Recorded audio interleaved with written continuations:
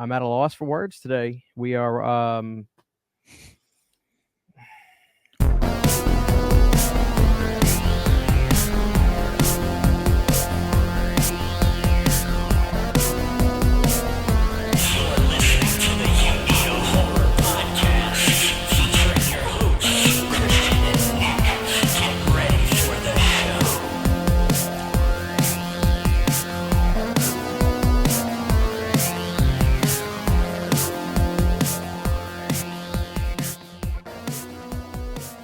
Hey now, everybody. Welcome one, welcome all to an all new Uneeda horror podcast.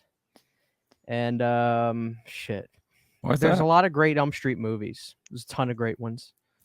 Are we watching one of those today? I don't know. I'm gonna let the audience decide that. Nick, what do you say?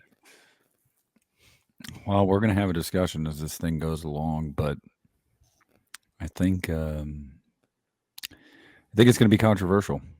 I think that you and I are gonna have some interesting takes. How should we tackle this, dude? Like, honestly, here's the thing. First of all, we got to clear something up with you right off the bat.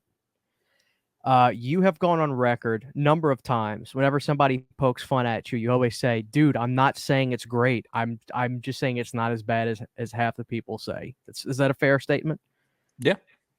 But you still put it in the top 10 greatest horror remakes. Did I? Yes, you did. I'll never forget that. Wow. So Well, hold where on, do hold we on. stand on this? I need to revisit that list then, because yeah, objectively it doesn't make it in that list. But I mean, if we're talking just purely off of like entertainment value and rewatchability for me, this one is pretty high in that sense. Just like I get a lot out of this movie. I know that there's just like vitriolic hate for this movie. And I never ever had that takeaway. Like I always remember being like, oh, it was cool, Freddy killing people again. Yeah, different Freddy, but like I don't know. So I guess to answer your question about how do we tackle this, why don't we do what the inverse of what people would want us to do? Why don't we point out some shit we like as we're watching it? Like give Yeah. credit to certain things. Well, let's kind of set the stage a little bit on this. Like, this was the last of arguably not arguably, this was the last of the big four of the slashers to come out. So we had Leatherface predated everybody, 03. Just like with the original. Just like with the original. Then we had Halloween in 07. Jason came out in 09, and Freddy came out in 2010. It's almost like they need everything to come out first and succeed before they go with Freddy. And it's like, is that going to happen this time too? I think history kind of repeats itself, quite frankly. I wouldn't be surprised. No, yeah, I was going to say that it's funny. I always found it funny how that worked. It was TCM in 74, Halloween in 78, Friday in 80, Nightmare in 84. And then the remakes were the exact same. It was Texas Chainsaw first, and then Halloween, and then Friday. And actually almost kept the trend entirely down to the year. 4 years after the remake of Texas Chainsaw, Halloween came out, just like the original Gap. 2 years after Halloween, Friday came out, just like the original Gap. Nightmare was the only one that didn't take 4 years for that remake, but they came out in the same order. So, I mean, history would say so, but I would say probably not. I think Freddy's closer to being back than Jason. And I know that's crazy to say because people are like, well, we haven't heard shit on either one. Yeah, true. I'm not saying there's anything in the works with Freddy, but I'm saying I would bet Freddy comes back first just because of the legal hell that the Friday the 13th landscape is right now. And I mean, until one of those guys dies, it's sad to say, but I don't think they're ever going to come to an agreement. Like I don't. So yeah, I think Freddy will be back first, actually. Well, that may be the case. That may not be the case. I don't know. But, we have a lot of questions on what would happen if they make another Nightmare on Elm Street, obviously. Do we go with Robert Englund? Do we not? Well, we can answer, I think, some of our questions with this movie. The first question is, can they do this without Robert now? This is a somewhat different situation because we're in such this what's the term when you can make a movie from the first one? I forget it. Requel. We're in a requel phase, so that is certainly a different element nowadays, which you've got, going back to the first movie, which isn't a problem for Halloween, obviously, when it comes to the villain, because you can get any guy. Well, I shouldn't downplay it that much. You can get a different performer to portray that character. But with today's landscape and that style of movie, you got to wonder, like, what do they do? But to answer the question of can they do a Nightmare movie without Robert Englund? The answer is yes. And the answer is this movie. Whether you like the film or not, Jackie Earle Haley played the character and the movie was successful. Whether you want to admit it, whether you like that or not, that is the case.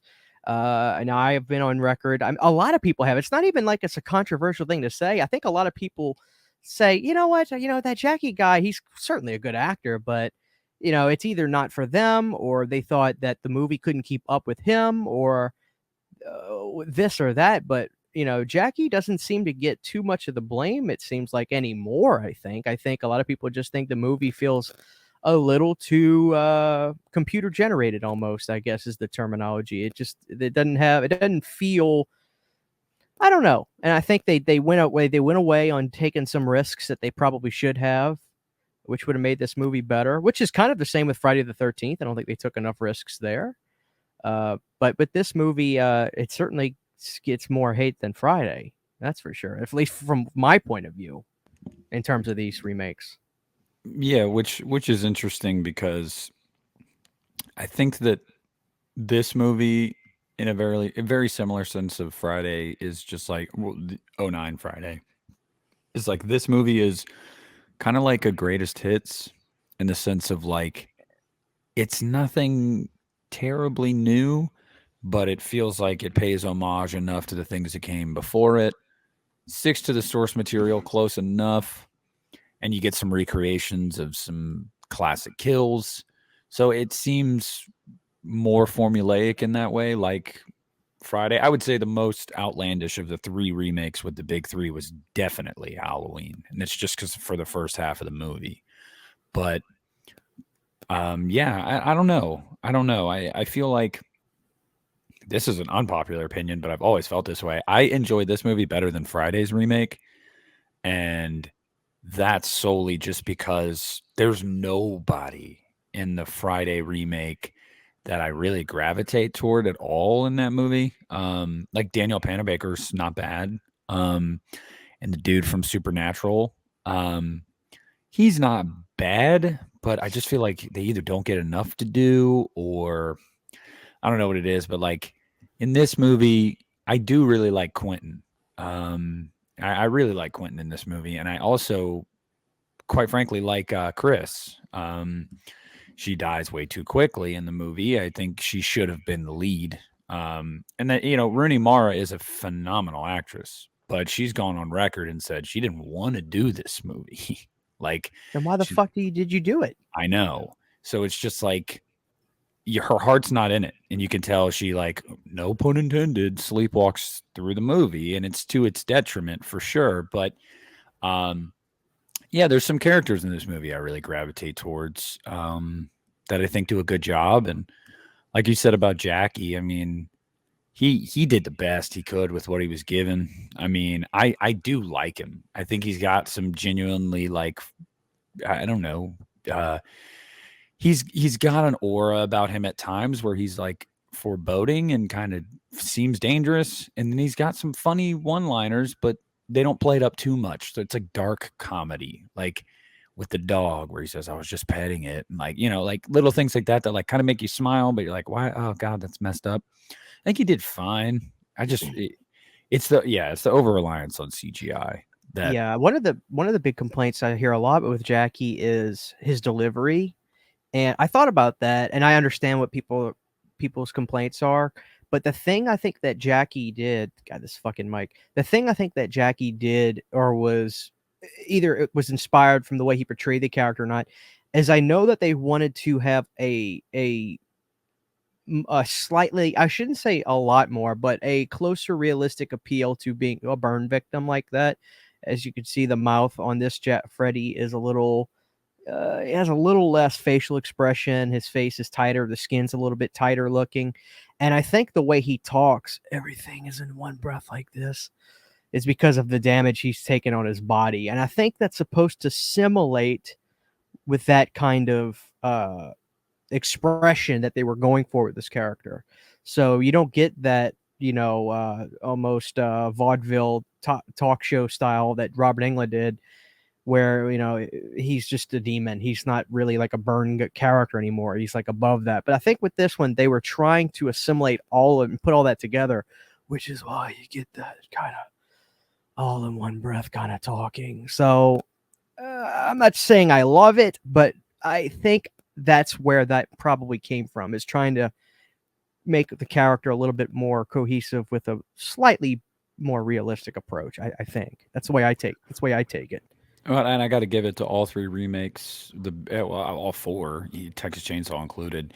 They really made, they did a really good job of when they reintroduced these characters to a modern audience of making you understand that they're just a person, like at their core. Like I feel like back in the 80s, everybody looked at these characters as larger than life. Like they're more than just Michael or Freddy or Jason.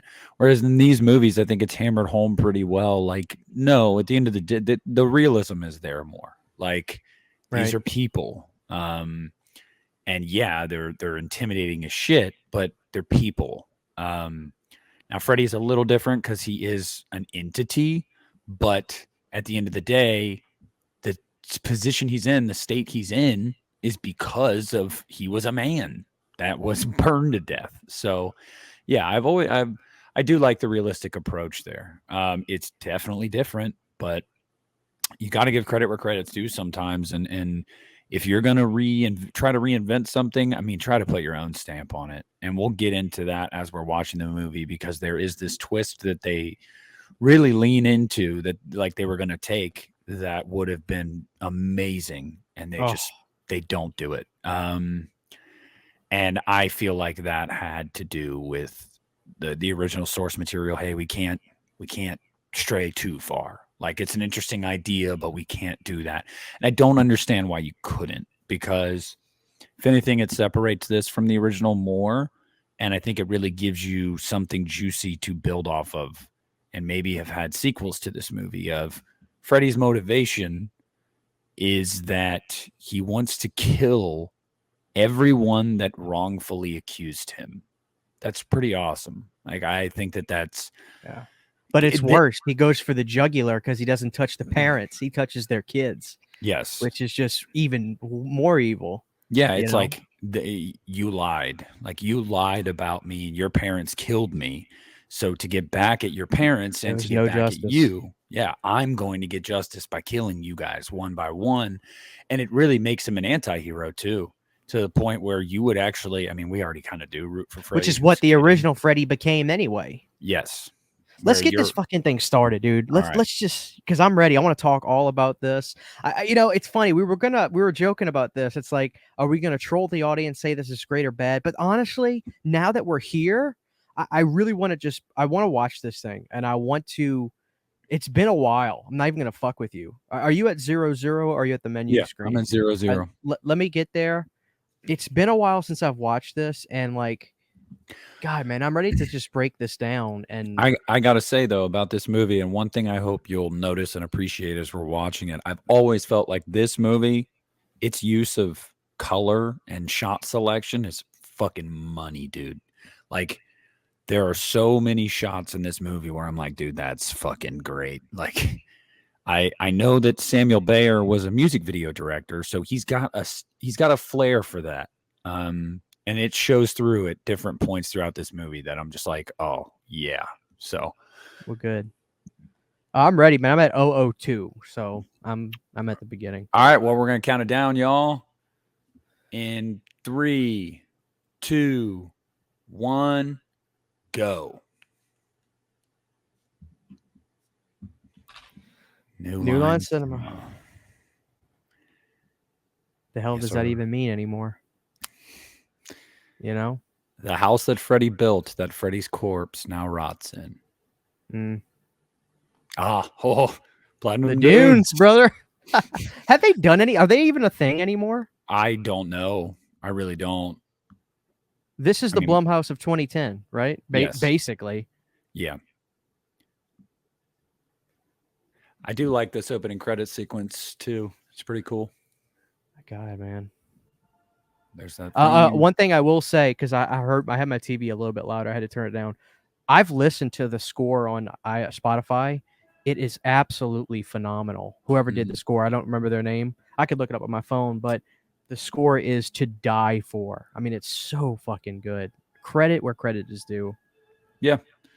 No, there's a lot about this movie. First, like I said, starting off here, I really, really dig this. I really dig this like opening with Clancy Brown. Clancy fucking Brown's in this? Yeah. He's Quentin's That's right. dad. He's Quentin's dad. Mm-hmm. Shit, man. You know, these, because this is like a common theme, you know, the little girls jump roping and stuff. Like that's a Nightmare staple. Yeah, Steve Jablonsky. That's who did the music. Yeah. Okay, good. Yeah, he's a real deal.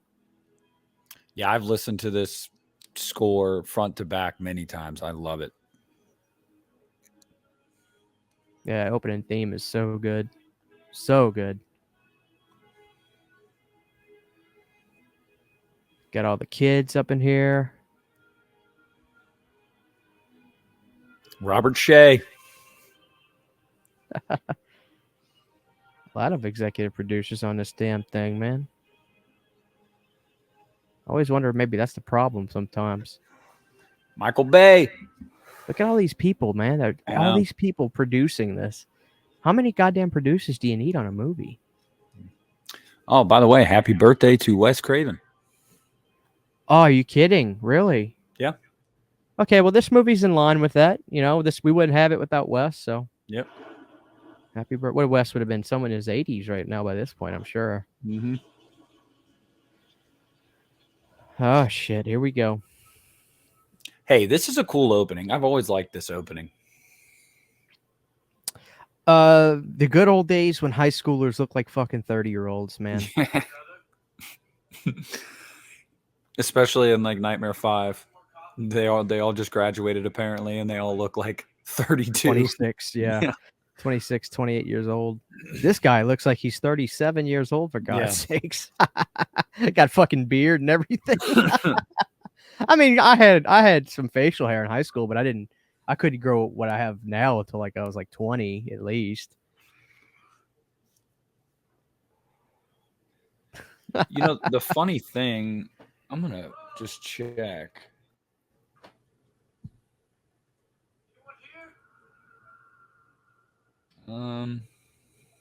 Old school diner too. I like the look of this. Look at that cake. They got a cake under the glass. So Christian, the funny thing is, he was 24 here. He's really not that far off. That makes sense.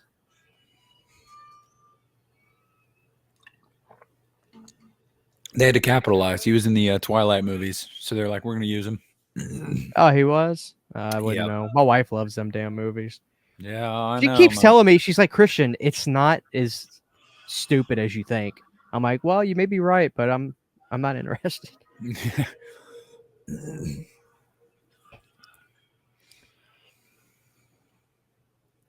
So we got a zombie waitress broad. Oh shit, there's the glove. At least they didn't fuck with that. I mean, some things are you just don't like. You don't get rid of Jason's machete. You don't get rid of. I love that claw. finger thing that he does. Yeah.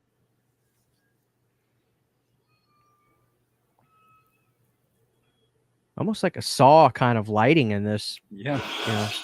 Oh shit! Slashed his hand. There's our Nancy, ladies and gentlemen. Yeah.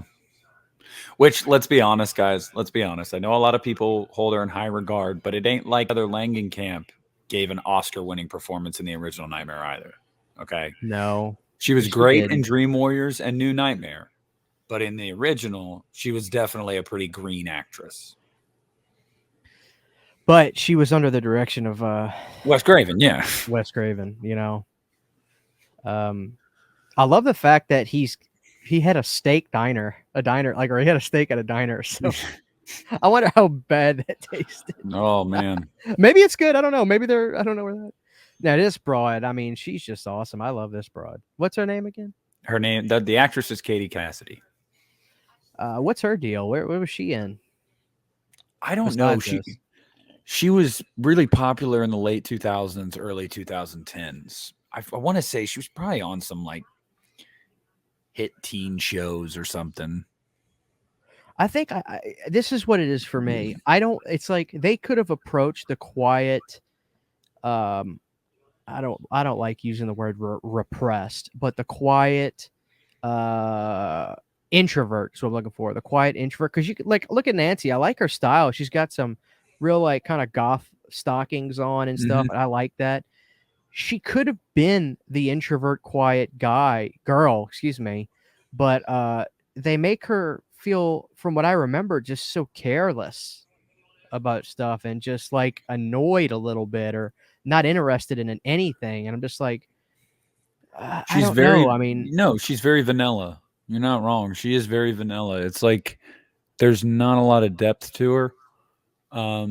They hint at things that she is that shy, introverted goth girl, but then at other times it's like, what's your thing, bro? Like, it's hard to read her. I don't know. Also, don't be that guy when you go somewhere out to eat and just take out a bunch of crumpled up bills and a handful of change and just throw it on the table. That's a dick move. yes, it is.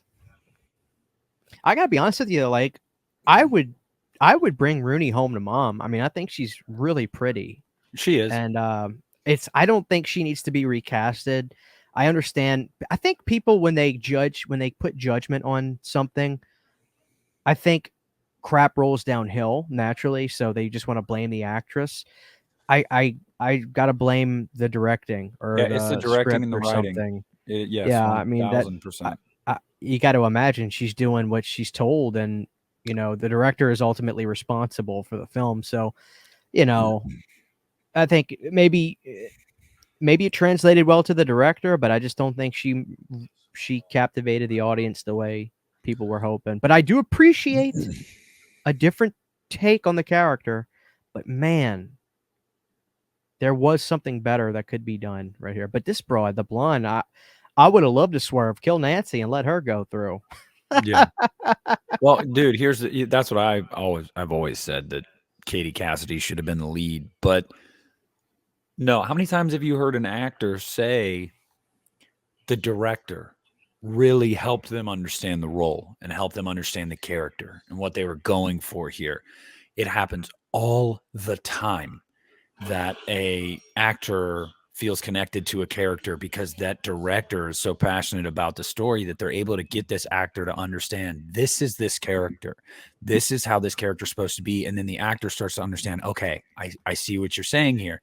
So Rooney being a good actress is only half of the equation. The other half is having a director that can help you understand your role and really feel that role. And it's like that throughout this movie with a lot of these characters. There's just not a lot of depth there. And that's Samuel Bayer. Now, good with the bad. He's got a great eye for cinematography, though. So, Oh shit. Interesting that Freddy decides to kill this victim with not his claw, but I think it was to look like a suicide. oh god. That looked painful, dude. Mm-hmm. Hell yes for the absolutely generic font for the Nightmare on Elm Street. I think that's the same font they use for the Friday Dude, it remake is. too. Well, and the Blu-ray fonts from the original and this one are like almost identical when they're like set next to each other. I can't lie to you. I mean, I really can't lie to you. When FYE put out this Flame, I'm sure you got it too, the Flame Steelbook. I mean, I've got this Steelbook. I've got the Friday the 13th remake Steelbook. It's a nice Steelbook. I like it. Yeah, it's cool. Never Sleep Again on the back. It's kind of got like a matte finish on it, so it's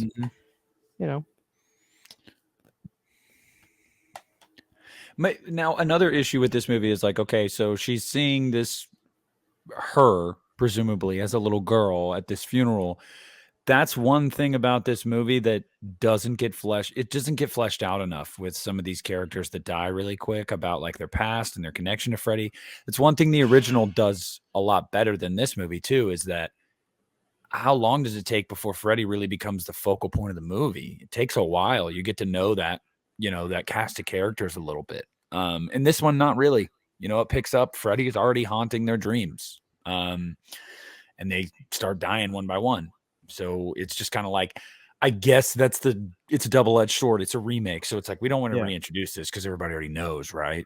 It's like, well, I think people need to realize the importance of the sleepover scene in the original. That scene shows friendship. It shows real conversations. It shows boyfriends and girlfriends together. Wes, that scene, that scene, the original, is so crucial because it gives all those characters such an identity in that scene before Tina, not Nancy, is her friend Tina in the original. I forget the name, the blonde hair girl, before she gets killed with the boyfriend. That scene invites all the audience in, and this movie doesn't have that scene. Not literally a sleepover scene, but just that scene for the importance of what it does in the movie. If you take out that sleepover scene where you get to see them talking, being normal kids, there's a disconnection there that is crucial. So, I mean, Wes understood that. Obviously, he knew how to write characters. This movie just doesn't have that. Not well enough. You get pieces here and there, and some of the better characters, quite frankly, die in this movie. So, yeah, this movie was just it's clearly there's some discombobulation all over the place, and that very well could be from 17 fucking producers being on this film too. I mean, Pizzal talked about the director for Friday the 13th just completely saying, "Fuck this, I'm going on autopilot. I can't deal with it." I wouldn't be surprised if that kind of shit happened here too. I don't know, but I mean, it's somewhat likely, for God's sake. yeah. I mean, it is a popular property like this. Everybody wanted to have their hand in the pile. So, yeah, I could totally focus see groups, test screenings, focus groups. What we need, this, that. We can't go too far off of this. It's just like, you never know with these fucking movies, man. Those originals had one writer, one producer, fucking independent film studios making them, and here we are years later. So naturally, this kind of shit's gonna happen, I guess. Yeah, Connie Britton. I'd recognize her. She's been in a bunch of the Mama. Oh yeah, I've seen her in a ton Smoking of shit. Redhead. She's a smoke show. Love Connie Britton. I wonder if these that house that they showed, if that's in California. Probably. Or like fucking Canada. Yeah. Here's our biggest blunder of the movie, guys. CGI wall Freddy. Dude, even as someone that does enjoy this movie, I can't get behind this shit. I mean, it's so fucking bad. It was done practically in the original and done really well. Why not just do it practically again? That's a brilliant question. And some of the stuff they did right there just doesn't make any sense to me. Why reverse the water condensation on her cup of water? What is that, Here's the crazier thing, Nick. In the movie The Frighteners in 1996, there is a wall ghost character that looks better than that. And this was... Yeah, I know. I've seen that was 16 years ago. Yeah, so explain that to me. There is no explanation, Christian. Dude, just do the same thing again. Get the spandex wall. I mean, it looks so fucking good. Yeah. They said it cost $10. Just do it again. They're like, nah, this CG one's going to look better. Why is everybody's mom smoking hot? Can we, look. I wanted to grow up in Springwood. I mean, Jesus Christ, man. You don't have to date the daughters. Just date the moms, for fuck's sake. I mean, I'm not hating on the aesthetic of it, because this is like, like the 2000s were certainly Hollywood era, right? Where everybody was a smoke show and everybody was gorgeous. But like, all the people in this movie are fucking, all of them are good looking. There's no ugly people in this movie. There's none. Quentin's a cute dude. Well, that sounded really weird, but like he's an attractive guy. No, yeah, he's good. You He's a know, good-looking dude. Like they're all attractive. They're all objectively attractive. Like he, you've got the Panic at the Disco friend with the spiky, the emo friend. Rooney's smoking hot. She's pretty. This girl, the blonde, I forget her name. She is just gorgeous. The moms are freaking God. Stepford Wives. I mean, it's like, what the fuck is going on here, dude? yeah, man. I've heard somebody bring up before, like talking shit about this movie. They're like, "How does Chris live in a house like this when her mom's a flight attendant?" Like, I'm like, really? That's what you're gonna nitpick about this fucking movie? Like, what? I mean, Her parents probably got divorced, and her dad probably pays quite an alimony payment. Yeah, I mean, and Married with Children, back the Married with Children started out in the late '80s. That show, Ted Bundy was a Al Bundy, not Ted Bundy. Oh Excuse me. fuck! Al Bundy was a woman shoe salesman, and his wife didn't work, and he had a 2-story house with 2 kids. So, I mean, how do you figure that? It's like most of the time that shit isn't realistic, guys. Like, but let's not nitpick that. Like, I don't really care about. I thought flight attendants make pretty good money. I think actually the mean for them is, I could be wrong, but I think it's like 40,000. Yeah. Now, granted, if she's been doing it for 20 years, I'm sure she makes more than that. But even then, looking at the exterior of this house and the car she drives and everything, you're like, okay, that's like a $500,000 house. Like, Yeah. so, but again, her parents are clearly not together. So I'm sure this house was bought when they were married. If we're just going to, let's think practically, bought when they were married, they got divorced, she got the house, and the dad has to pay alimony. And if he is well off, he's paying her quite a bit every month. So, yeah. Something about this film, I remember when I saw this in theaters, there was such a piece of connective tissue with me watching this, because I think I would be the exact same age as these people here, because I was a senior in high school. This came out in April 2010, so that was my second to last month in high school. So I felt like, I could be one of these characters in this movie at the time. Obviously, these people are all older than 18, but this certainly was like a film that I was the same age as these characters. So I don't know. Oh shit! Forgot about this scene. Jesus Christ! Oh, she can scream, man. No, yeah, I was 16, so I can totally relate. I think I was a sophomore, being in high school, and although the only one of them I think that looks like a high schooler is Quentin.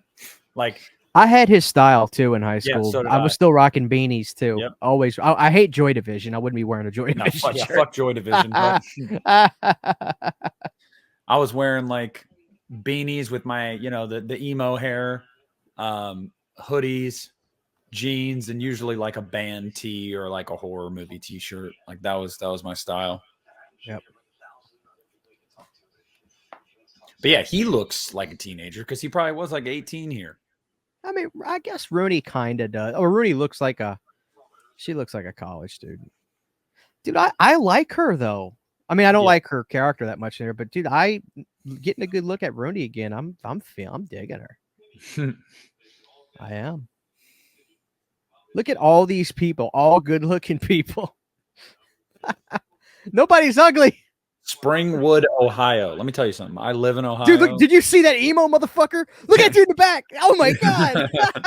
Dude, they got some emo kids in this. That's Fall Out Boy shit right there. Was emo still popular in 2010? I had moved on. I don't. Yeah. That's when that was still popular for sure. The last emo record I bought, I remember it was 2 years before. It was a Fall Out Boy record with like a teddy bear holding like a thing on his back. Thanks for the memories. Yeah. Yeah, they had a beautiful song on there. What a Catch something. Oh, I love that song. Yep. Oh, this What a Catch Johnny or something. This is a great scream, like all-time scream coming up here. Oh shit, there he is. Hey, come down a little bit on your TV, Nick. Okay. I can hear the whole damn thing. Good.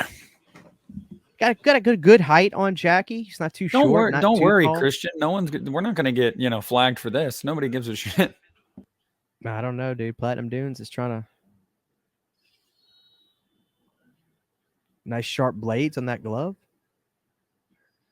Oh, dude, that was great. You know who she reminds me of? I don't know if you grew. I mean, you had to have watched wrestling when you were real little. She reminds me of Sable. You remember Sable? Yeah, I know who she is. Dude, she has the same like facial structure as Sable. Let me go down a little bit. Insult. Keep it running. I mean, oh, I'm running. I'm just walking over here to the. I tell you what, man. If you just. All right. I mean, well, that bell's fucking loud, so I'm sure you can still hear the bell, but I turned it down a couple notches. Man, 2010 seems like a lifetime ago. Because it fucking was, man. 12 years. I can't believe I graduated high school 12 years ago. Mandatory Elm Street shot.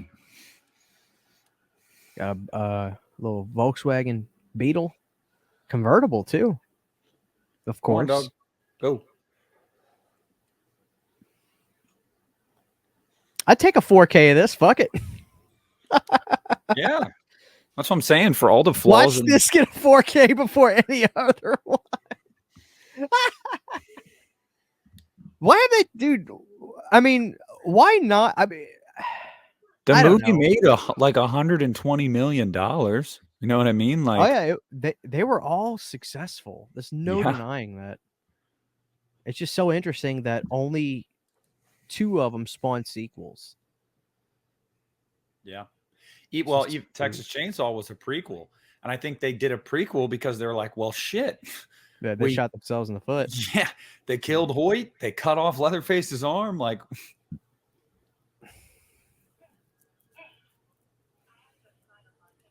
what does that mean on a red eye? I want to say that means straight through the night with no stops. I think that's what that means. Like, so rather than connecting flights where you fly 3 hours and then stop at another airport, get on another plane, no, it's like straight through overnight. Why do you have to dress up so nice to be a flight attendant? I mean, for God's sakes, who are you trying to impress? You're on a plane to go somewhere. I mean, yeah. Are there any male flight attendants? I'd do it if it pays good. I'd do it. Shit. Yeah, for sure there are. I've had male ones and female ones. What do you want to drink? No, I specifically remember one when we went to Los Angeles. We had a very flamboyant gay guy. He was awesome, though. He like kept coming over and like trying to get me to buy more alcohol, and like I did because there's like a 5.5 hour flight. So he's like, "Do you want another one?" I'm like, sure. That's how they get you.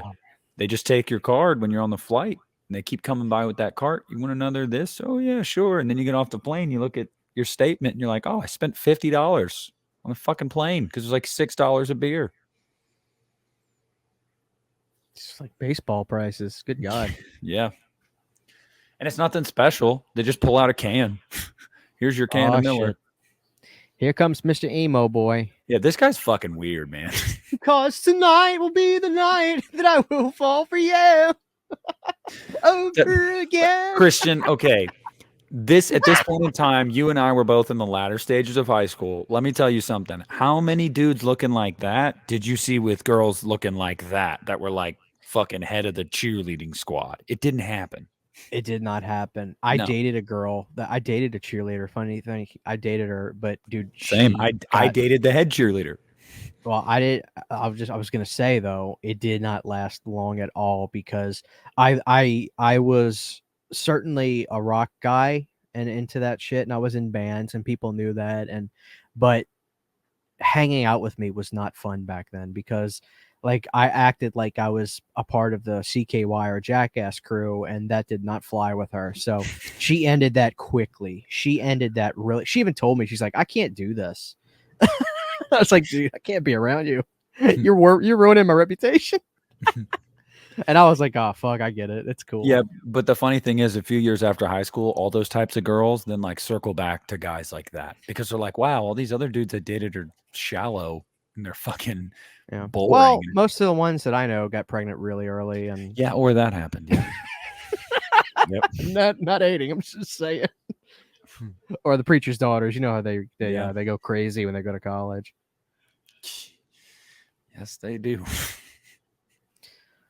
I mean, fuck, dude. You try to repress something for so long from your kid. When they get out the house, they're going crazy, dude. Yep. Next thing you know, your holy daughter that you've sheltered her entire life is now doing porn. That happens, yeah. Yeah. Or she's got an OnlyFans now, so Yeah. that's Which, the thing hey, nowadays. no shame. A lot of people are doing that. More power to you. If people want No, to see, if people want to pay to see you naked, more power to you. and it's safer, I Yeah. guess. You know, You don't have to do anything in person. You don't have to meet anyone. Yeah, she is by far and away, I think, the best performance in this movie. But dude, I'm telling you, Quentin is underappreciated in this movie, especially the scene where he confronts his dad about Freddy potentially being innocent. Like, telling you, that's the one thing I was bummed about in Scream 5 is that his role was so small. I remember when they announced him in the movie, I was like, oh, fuck yeah. He gets like 3 lines and then he just dies. I'm like, who does? Quentin? yeah. He's in Scream 5? Yeah. He's the dude in the muscle car that gets stabbed in the neck with Red Right Hand playing. Dude, I don't remember that being him. Yep. That's him. Well, yeah, because they gave him a mullet and a mustache and everything. I didn't even recognize him. Yep. He's got a bunch of fake tats, a mullet, and a mustache. Well, good for him. Yeah, I mean, look at his backyard, dude. They got the courtyard and everything. Jesus Christ. Oh, fuck.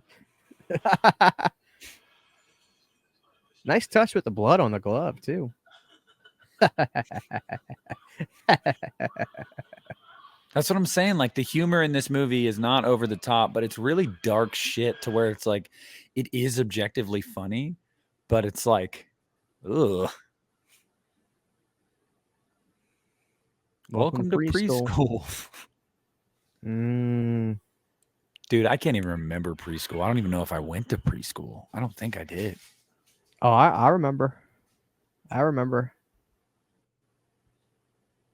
Oh, yeah, I did. Because my younger brother, Blake, we had to go to the hospital one time. My mom had to come pick us up from preschool because on the playground, he was shoving rocks up his nose. And he got rocks stuck up in his nose. Yeah. I had that happen to me with Play-Doh. We went to the doctor, and the doctor literally just shoved his hand on one side of my nose and said, blow. And then, boing! Sucker flew. My grandma was freaking out.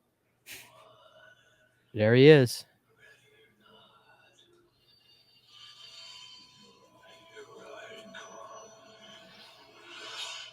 I just don't know. Like, damn. It's the look, man. It's not the performance. It's the look. Yeah. If they just went with like classic Freddy look, I really think nobody would have walked away with this movie bitching about Jackie or Haley at all. Like, I really don't think anybody would have said anything about him. I mean, it's tried and true, man. Yeah, I appreciate him trying to make this more realistic burned victim sound and everything, but I don't know. Maybe another movie, maybe something else. I mean, but this is all we got. I can't judge it off a base of anything, but just what's he doing sleeping in the bed with her? Did they fuck? I mean, he's clearly de-dressed. He snuck in. Yeah, her mom's gone, so I essentially with her dreams and stuff. I got the vibe that she didn't want to be alone, so he was like, "Yeah, I'll sleep here," and she was like, "All right, I'll bone you," and even though I'm in a really bad state right now. Oh shit! There he is. Now here's a recreation death from the original, done much better in the original, I might add. Well, let's see, man. I haven't watched this in a while. Let's see how this plays out. They don't throw her around the room, man. Not really. He just like takes her up. Well, I guess he does. Yeah. He's he's throwing her around the room. Okay. Oh. God damn, he was able to spread his claws out wide across her chest like that? Now, here's the thing about this scene that always got me. I'm like, dude, he's fucked. He has no defense. He's covered in her blood. He didn't do a damn thing. Doesn't matter. You're screwed. You are absolutely screwed in that instance. So, like, he makes the right decision to run. You can't call the cops. You literally can't. No. Well, it's just what happened to in the original. Yeah, You know, but like, it's also true though that it wouldn't matter anyway because they would find his DNA at the scene and everything like that, and yeah, he's done. Like, yeah, he's fucked. Like, so yeah, I mean, you might as well run, dude. Dude, imagine the terror he's feeling right now, though. I know. Look at this broad. What the hell is she doing? Are they showing the music she's listening to right now? Could you hear it? I think you can a little bit, yeah.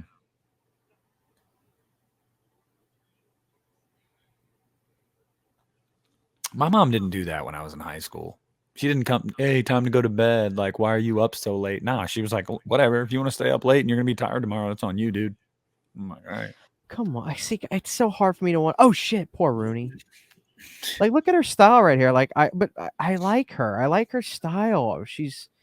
But look at this. Her reaction to this is so weird. She's refusing to look at him. Well, she's looking at the blood on her shirt. It's just, come on, Rooney, give me a little more. Give me some more, girl. She's got a red bra on. That's intentional. They want you to see that, though. Don't call me a creep. I mean,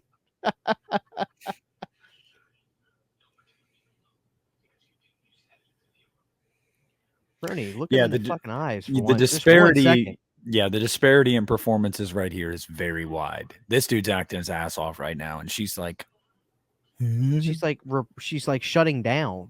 Mm-hmm. And yeah, there you go. Finally, some eye contact.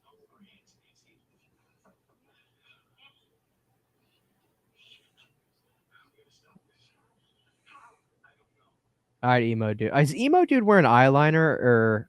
I mean, I'm sure he's wearing some type of makeup. Yeah.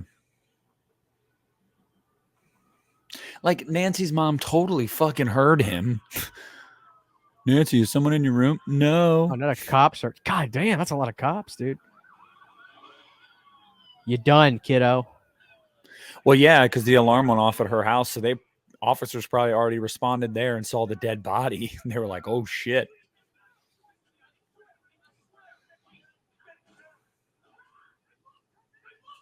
Cuff him. Take his ass to jail. He's done.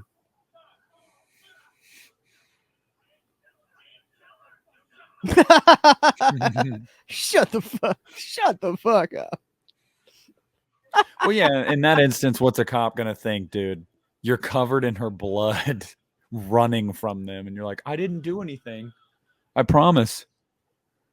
Oh, there's Rooney again with her mama. Again, smoking hot mom. God, everybody's so attractive. Why did they use the original Elm Street house for this? I mean, that's one thing I can't imagine. Maybe either they couldn't or they just didn't want to, but like, why not? I mean, that's something I think people would have appreciated, right? Just use the outside of the house. Yeah, but I wouldn't be surprised if whoever owns that house now was like, no, not happening. Or just recreate it. How much money they spent on this damn movie, you know? You can build a fucking house. Yeah. God damn, dude, they stuck him in a cell. Oh shit, you're not. Oh, emo dudes don't do well in jail, dude. No. He's somebody's bitch day one. You gonna take this dick, boy? Makes you think of Harold and Kumar cock meat sandwich. Oh, let's get this damn. Who put the Joy Division shirt on him? That's what I want to know. That's the real crime of this movie. I'm sorry to any Joy Division fans, but I mean, god damn. I mean, I don't know. Put a fucking Pink Floyd. I'm not even a big Pink Floyd fan, but goddamn, put Pink Floyd on his shirt or fucking Zeppelin. Give him a Ramones shirt. I mean, the Doors. Joy Division. Joy Division. Yeah. Somebody's gonna get upset about this. I'm sorry. I can't like every band just the same way I can't like every movie, for fuck's sake. Dude, this Dude, guy's gonna kill him. This guy's gonna kill him. Yeah.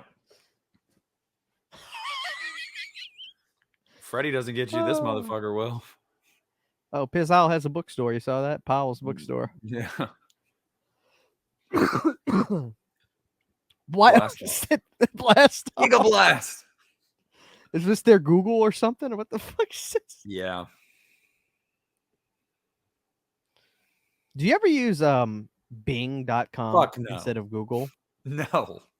Dude, sometimes I'd use it just for the hell of it because I remember when it came out, it was like, oh, dude, this is a brand new search engine. It's the real fucking deal. And I was like, okay. And I was like, it's the same thing. Yeah.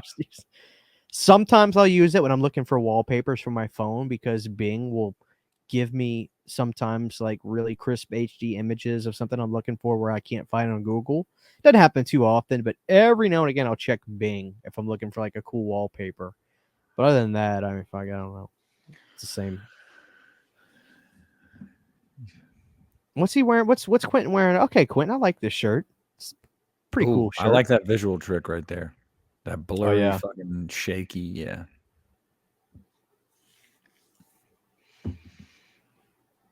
Dude, I can't remember the last time I've been in a bookstore either. I know.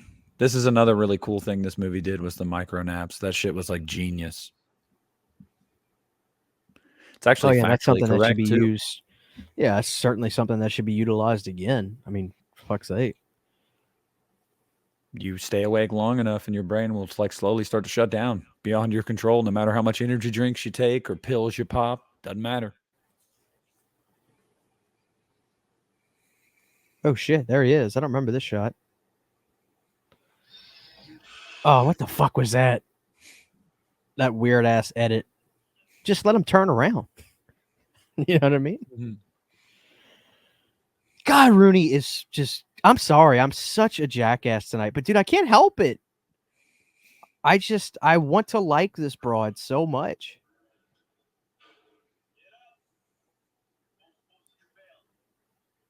Uh-oh. I remember thinking this was real. I remember thinking it was real. I was like, wow. It's like Candyman, dude. Virginia Madsen got out of prison after cutting a dog's head off. Yeah.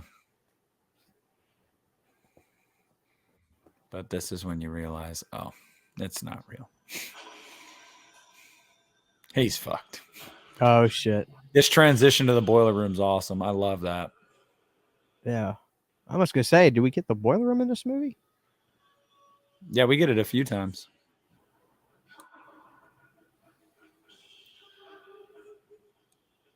You look good in orange, brother. His death, I want to say I do think it was a jump scare moment for me in the theater.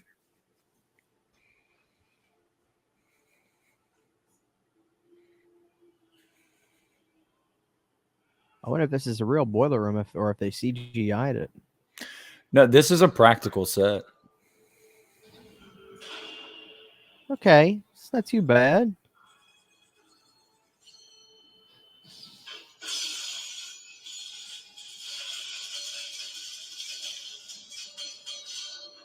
It's like, again, I don't think Jackie's bad, and I don't want to say I'm underwhelmed when we see him come on screen. I'm just not. I don't get goosebumps. At a distance, he looks cool. Like right there, he looks cool. I don't get those. There he is. Like when after Jesse has Freddy burst out of him in 2, and then Freddy stands and rises into frame where Grady's freaking out. I mean, that is hair raising every time. But this, I'm just, it's. I like him yelling. I wish he would have done a little more of that. Mm-hmm. He's aggravated right here. Look, Freddy's not fucking around right here. I'm down with that. I wish we would have got a little bit more of this.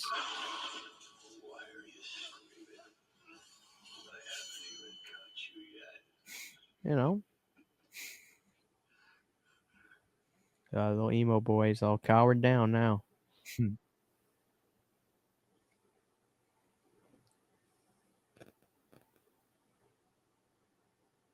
You better play some Hawthorne Heights, brother. This is the end. Mm-hmm. So I can't fall asleep tonight and die. Oh shit! There it is. Look at here's a prison mate. It's like I didn't do it. But the best Look part at him. about that is, there's cameras, so like they could prove he didn't do it and be like, how the fuck this dude die? Well, man, this was cool. I like this. Now this I put a lot of perversion into this statement too. You know, what's he gonna do with them?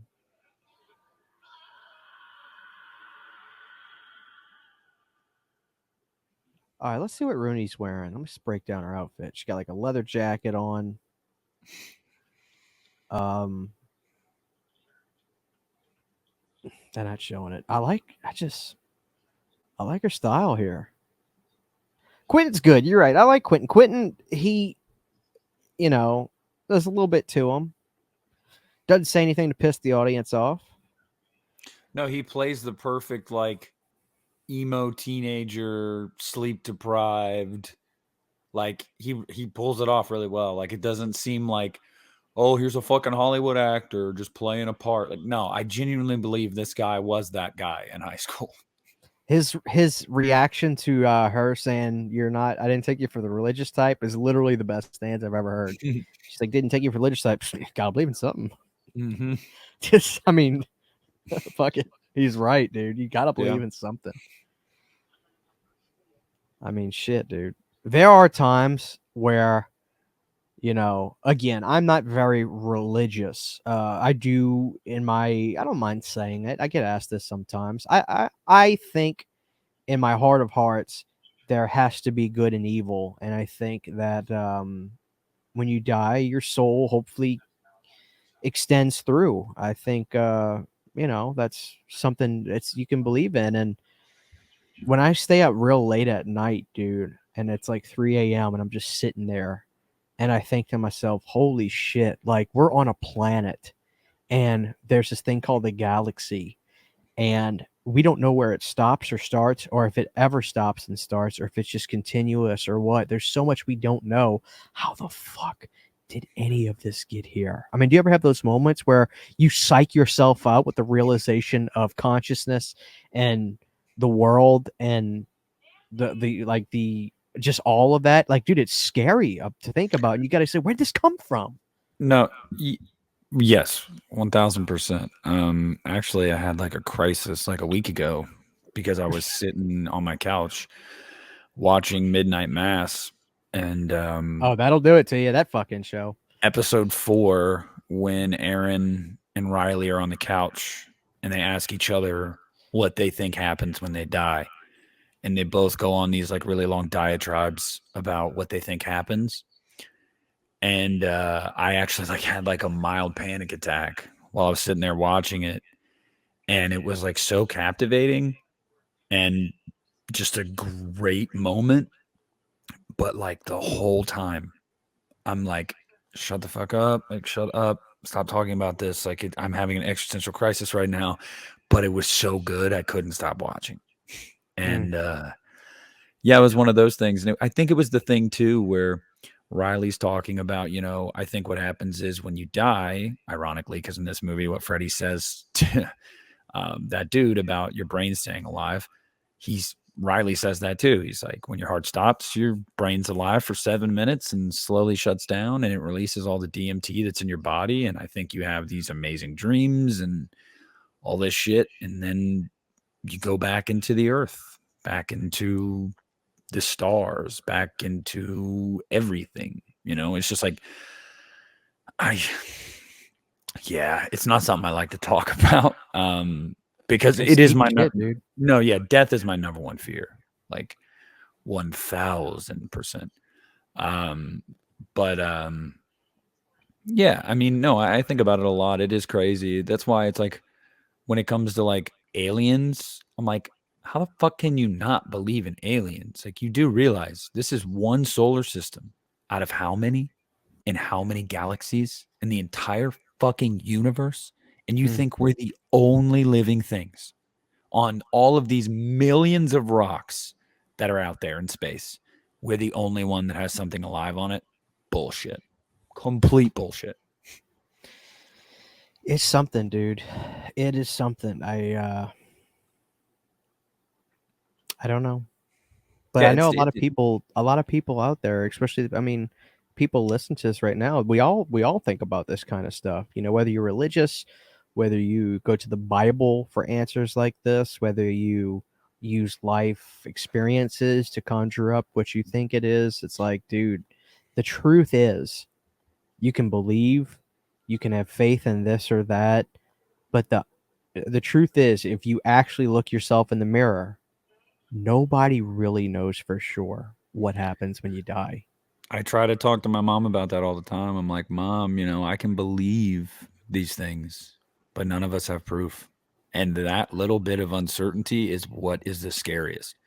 Because you can live your whole life believing something, but you're not going to know until it's curtain Nobody call. does. Yeah. Just nobody does, dude. But I will say one thing that helps me get by is like I've had too many experiences with like the paranormal to believe that this is it. There's no fucking way.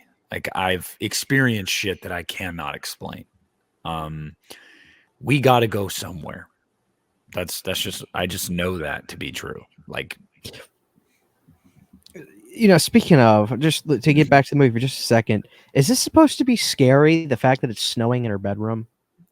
no, I don't think it's supposed to be scary. I think if anything, it was obviously more of a transition back to the preschool, but Back to the preschool. I think it's more. I think it's more about I don't know, trying to evoke a feel and a tone here. It's cold. It's desolate. It's I think, like I said at the beginning with Samuel Bayer, as a visual director, he does have a lot of flair, and obviously he came from music videos, so like that makes sense.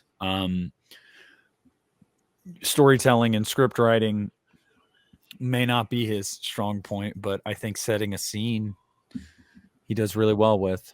And I feel like multiple points throughout this movie, he's through camera work and the environment that the characters are in, he's trying to portray a tone better than the script can portray that.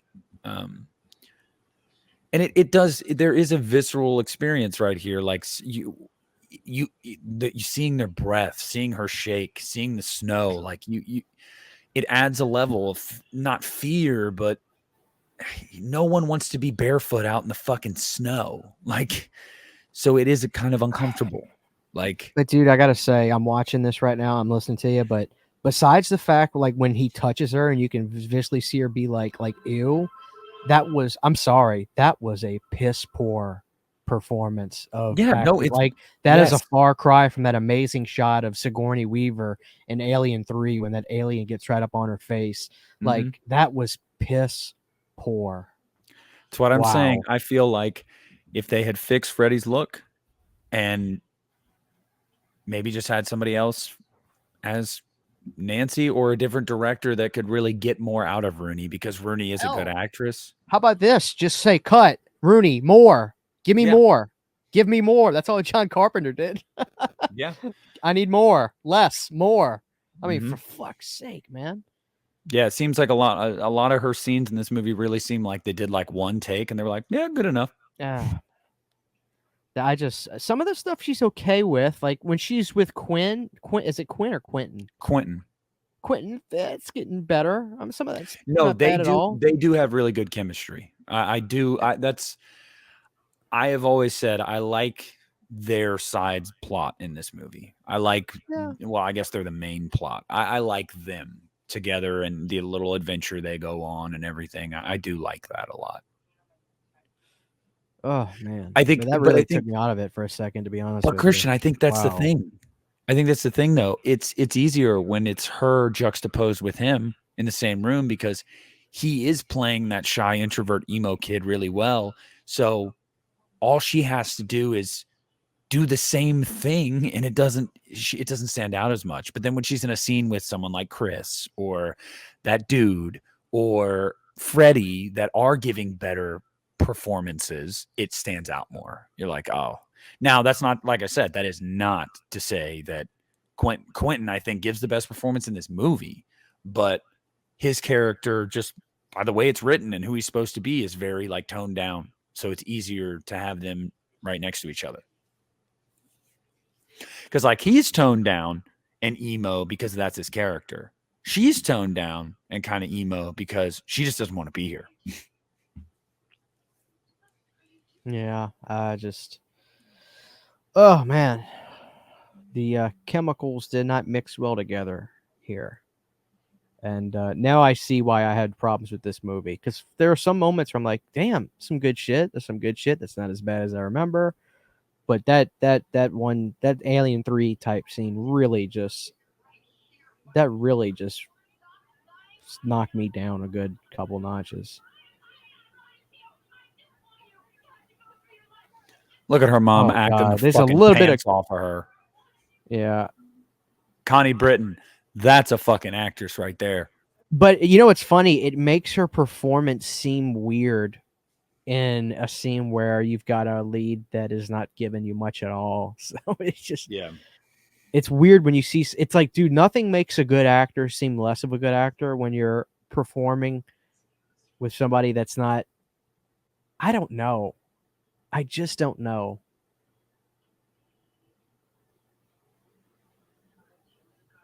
I never got, I understand Wes thought it was provocative, whatever. I never got the white dress girls doing jump rope.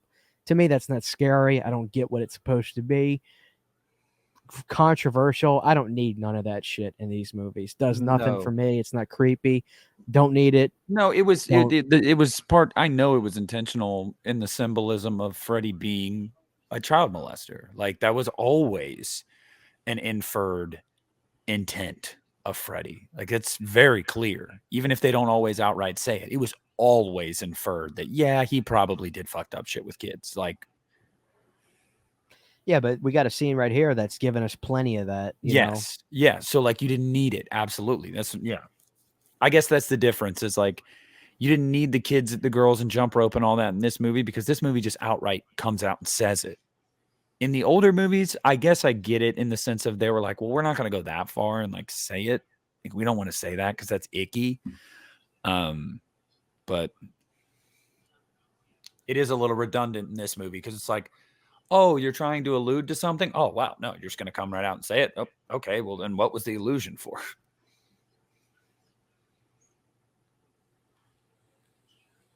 The shots where you got the kid saying he takes us to a secret cave, cut all that. Cut all of it. Just give me the mom asking what happened. Silence with creepy music, or give me the Rob Zombie motif where you see people talking and something in slower motion with music behind it. Then give me the dramatic parent reaction to it, because the secret cave shit, cringy, don't need it. I'm changing this movie. I'm sorry, I'm changing this movie in my head as I'm watching it. I'm telling you what I would do differently. I just thought that was cringy. Why don't we just reach out to Lee? We just need to reach out to Lee and have him make a fan cut of this movie where he takes that shit out and where he puts Sigourney Weaver's face in that scene when Freddy gets up next to her face and like. No, it's like, dude, we could have had a good movie here. A good movie. But hindsight's 2020. I can't act like I'm some kind of filmmaker myself, but you know, I've watched just quite to quote Dwight Schrute, I've seen over 200 of them.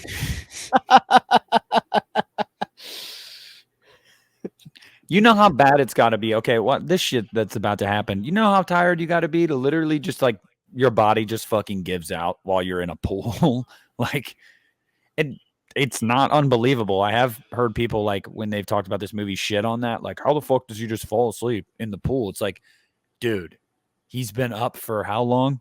He's been having these micro naps. Like at some point, your brain's just like, nah, dude, can't do it anymore. Christian's got some editing to do, y'all. My so if there was if there was a weird cut to just now, that's what happened.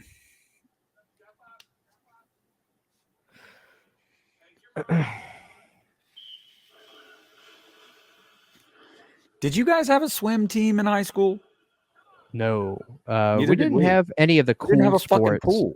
Yeah, we We didn't had even a have a pool. football team. Yeah, we did too, but they sucked. My senior year, they went like 1-9. Yeah, we had a football team, and that was it. But I like the swim element here. It's different. Yeah, they could have gone full bore, Final Destination 4, and just had him get his butthole sucked out. Drain in the Ugh, what pool. a You remember that? nasty place to come out of the water of.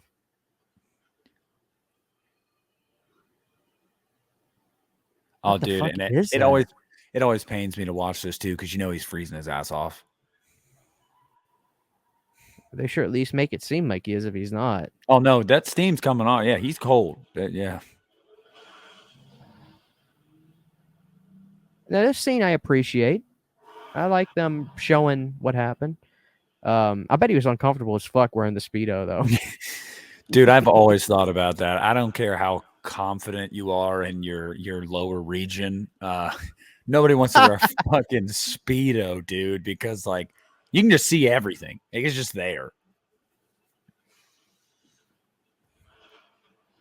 The crazy thing is though, Christian, like as fucked up as we say the look of Freddy is, like it's really not that far off of how Jackie actually looks like in this movie. Like it just looks like his No, face, was burned. it's Kind of still a weird looking you can dude. still see the Jackie Earl under the costume, which I think is important. Jackie has he's a lean guy, so like his skin on his face, it's like very tight. So I mean they kept that with the makeup too, which works well. I just don't understand how the parents thought they would like one. I get it. I mean, I have a kid. If that happened to my kid, I would definitely want to murder the person. But all the parents in agreement of let's burn this motherfucker to death. Like, same thing as in the original. I just don't know, man. It's like, it seems like a stretch to me. I don't know, dude. But again, like God I said, forbid I'm you a ever have to parent. experience that. But Yeah, like I said, I mean, I would probably be seeing red in that instance too. But honestly, I don't think I would go that route. I seriously would just break in and want to kill the motherfucker with my bare hands. Like, I feel like that would be my thought. I don't feel like you get as much pleasure this way.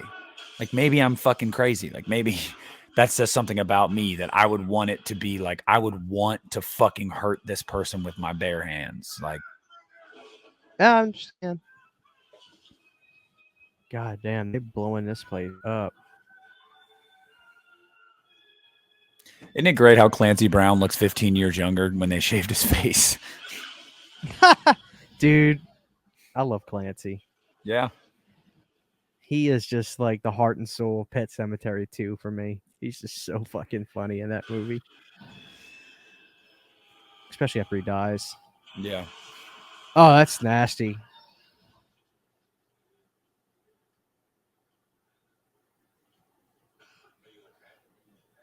Are you okay?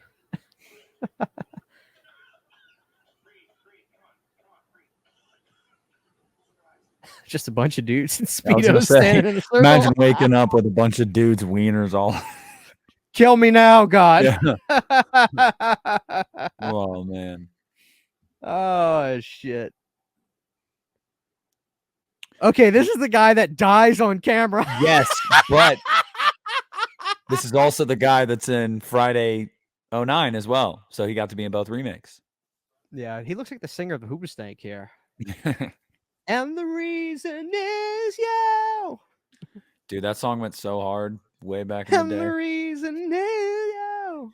That song, I'm spinning out of control, out of control. What should what I do? what's What that should I song do? by Lips of an Angel? That song went fucking hard. Like all these bands that Hinder. they went I saw them away. live. Yeah. Dude, they were the last gasp of like big selling rock albums, because after that era, like the late 2000s, nobody bought shit after that. So I remember Hinder, dude. That album was big. Yeah. I got it for Christmas one year. Get Stoned, I think was the name of it, or the album. I don't remember if it's the name of the album, but go home and get stoned, cause our sex is so much better when you're mad at me. Mm-hmm. You know, I'm all about good lyrics and stuff with my band. You know, Caleb is a real good lyricist, and he has actually talked to me about horror films and stuff. And our newest song is actually really dark. It's about a guy who kills his girlfriend in the woods and buries her body out there, but he can't deal with it. So every night he fun for the whole family. Yeah, but the story, it's cool because his lyrics tell a story, and the song's called Mud. It's on Spotify. Check out my band Cold Canyons, guys. But the song is, he told me the song. He's like, Christian, this song's gonna be about a guy who kills his girlfriend in the woods when they're on like a vacation, and he kills her, buries her in the ground, and he is battling mentally with the fact of what he did, and he's in denial. So he waits on the porch every night with the light on for her to come to see her walk back to him. And obviously it never happens because he killed her. But and it's like, I love that kind of shit. But at the same time, again, check out my band, guys, Cold Canyons. But at the same time, I love songs that are just simple about, you know, suck me, fuck me songs is what Paul Stanley from Kiss calls them. Or, you know, just like, you know, songs like Love Gun and Get Stoned. Like, I think there's a time and a place for all that stuff. And I kind of miss that. You don't see that a lot anymore with mainstream rock, you know. Like Greta Van Fleet, I have no idea what the fuck those songs are about, but like I kind of miss the Hinder, you know, Go Home and Get Stoned, and, you know, Lips of an Angel, and, you know, I miss that arena rock stuff. I don't see it anymore. No, I don't know what the fuck's going on with rock anymore, quite frankly. That was the era of, you had like Three Doors Down. They were killing it at that time. Nickelback was killing it at that time. Who else? Fucking, that's when Shinedown like kind of burst onto the scene.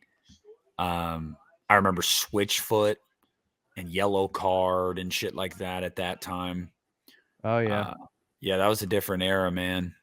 Now the only rock albums that sell are from really popular bands that have been around for decades. You know, Metallica puts an album out, it goes number one. Like, it's just, you know, but there's really not room for any of the new bands to really. Rock's in a weird place right now. This is fucking creepy. Her face right there. Oh shit. Yeah, it is good. That's creepy. And in such a different position in the movie too. That happened really early in the original. Mm-hmm. Much longer, but well, this is when you start to get some really cool visual shit in this movie, where it's like jumping from reality to the dream world, like back and forth and back and forth. Like that scene coming up when they're in the pharmacy. That shit's so fucking cool.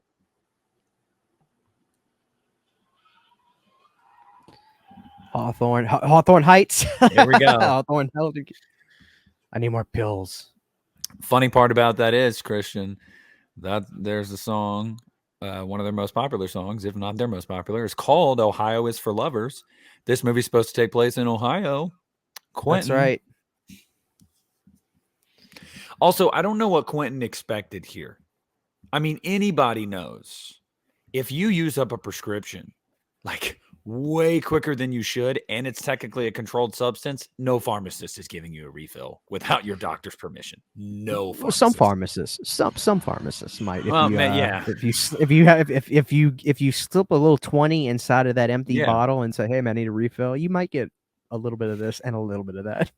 Yeah, but I mean, if he's that desperate and the pharmacist says no, it's like, look at him. He's an old fucking man. You're trying not to die. Just fucking jump behind the counter and say, "I'm gonna beat your ass if you don't give me this." Dude, he's the world's worst too right now at just like, I don't have time to call the doctor. Just go ahead and refill it. He looks strung out. Yeah. Rooney looks strung out right here too. Granted, I guess that's what no sleep will do to you, but again, there's another classic throwback with Nightmare here where she burns herself.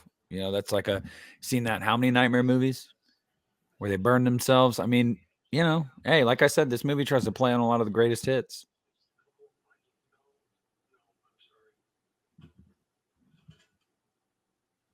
I don't know if I can dude, bring those myself suckers to are do fucking this. hot, dude. Yeah, I know. I burnt my thumb with one once. Ah! Jesus Christ. Yeah, my mom pushed it by accident, I think, once, and when it popped out onto the floor, and I went to pick it up, and I picked it up with my thumb like on the front end of it, and it just burnt a fucking rings around my thumb. At least he didn't flip anything or break something on his Okay. way out. Like, like some people No, would do that yeah. and they get their way. This scene's fucking sick, dude. Like, I love this scene. This shit is sick. I don't remember what happens. It's oh, look at that. It's Oh, literally okay. going back and forth between the dream world and reality, and it's so cool. I gotta get up for a second, turn my AC up. 1 second.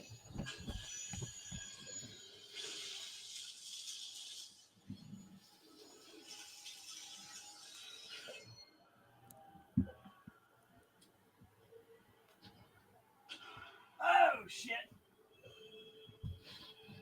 Because the sex is so much better when you're mad at me. Go home. I'm gonna have to be listening to some of that tomorrow. I saw them in concert with Papa Roach in like 2009 or 8. Oh, you should have just killed her right then and there, dude. Just kill him, Fred. Get rid of him. Yeah, but don't worry. Remember, he says later on in the movie, he kept her alive the longest on purpose because he wanted to get to the point where she'd never wake up again. She'd go in a coma. Because she was always his favorite. Hold on, y'all. Give me like 5 seconds. My dog's barking at the back door. Keep going. I can still see my TV. All right. Well, guys, I want to welcome you to the solo show right here. Rooney is now, and let's just listen to what he's yelling. What the fuck? You're inside? What the hell was that noise outside? We got some fucking creature? So, dog was actually inside. Don't know what was making noise in my backyard, but yeah. Well, I'll be a son bitch. You can go lay down. I didn't know you were in here. Go lay down.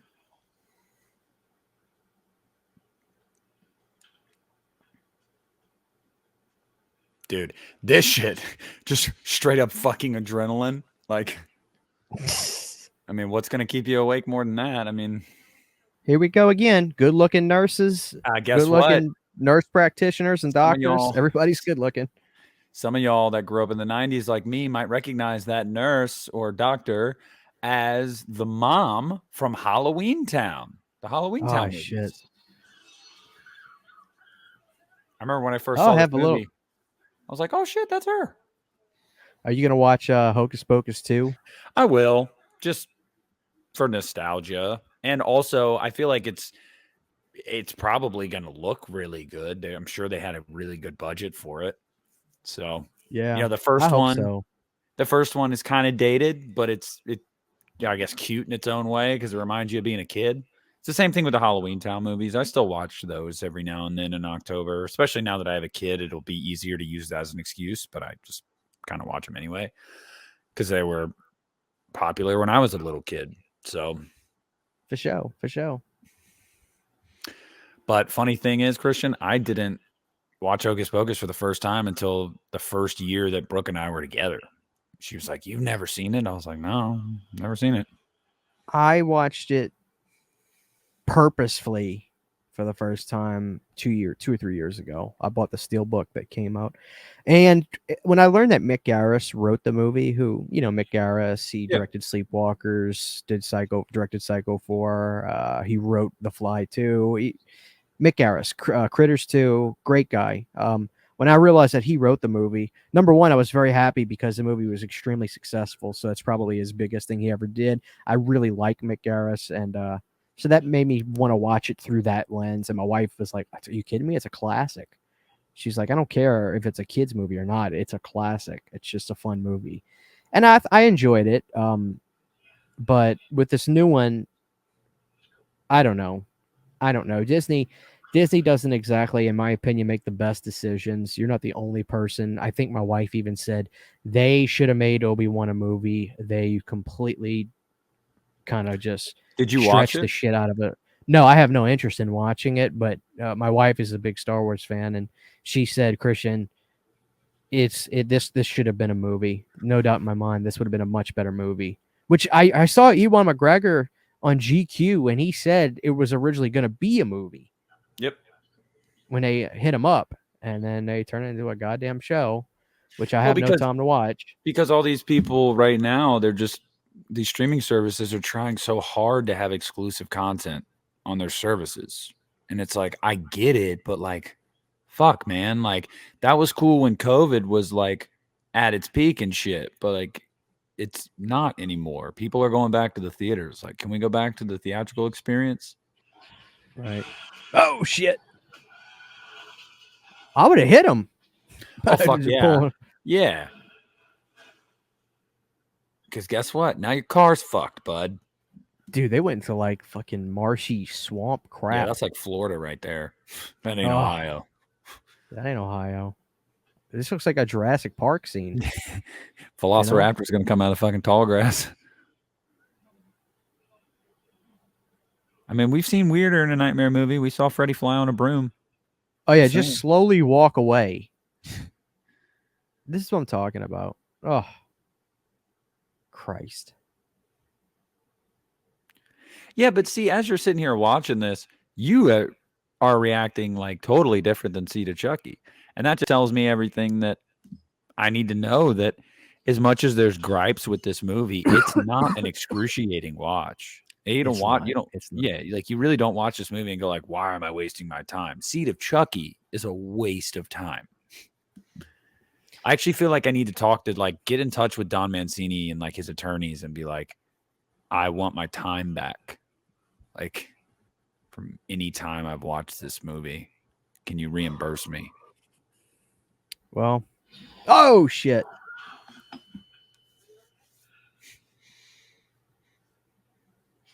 This is, mind you, Christian, this is after this dude just took a fucking shot of adrenaline. He's still struggling Still to looks stay like awake. shit. Yeah. Yeah, it looks like a jackass. Bernie's hair dried a little bit, so she doesn't look like so much of a, a street meth broad. Is this the cave? The secret cave? They're about to find the cave. You mean nobody's inhabited this place since? Why is everything just, well, it's the economy hadn't gone to shit yet. There's still shit open in 2010. Nobody was using any of this stuff. Well, this was right after we did go into a recession a big time in 2007. So, I mean, yeah, but I don't know. Also, I feel like the optics of everything that happened, like, man, this preschool might not be a thing that we do, Hell, they fucking repurposed the Myers house in the remakes. They that did. was pretty bad too. I mean, Yeah. Big John and Little John love living there. Yeah. Nobody's even touched the pictures. Where's the vandalism for guys? Somebody's breaking this place. Oh, here we go.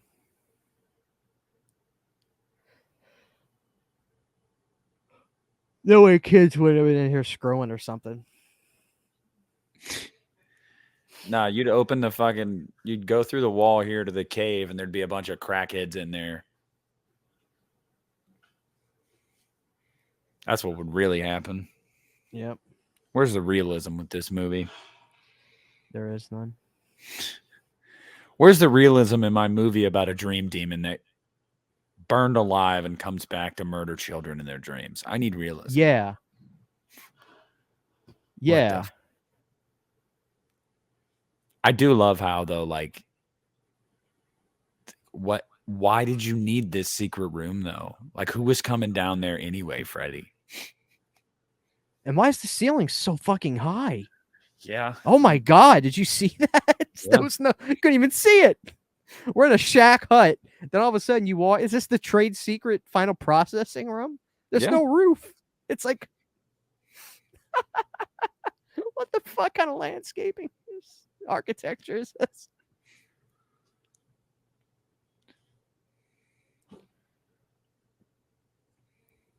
Rooney, just go. Just get out of there. Go home. Go home. Die in your bed. You gonna sit on that with all the spider webs? Oh no. Dude, he's tired. Yeah, but fuck, man. He hadn't slept. He hadn't slept.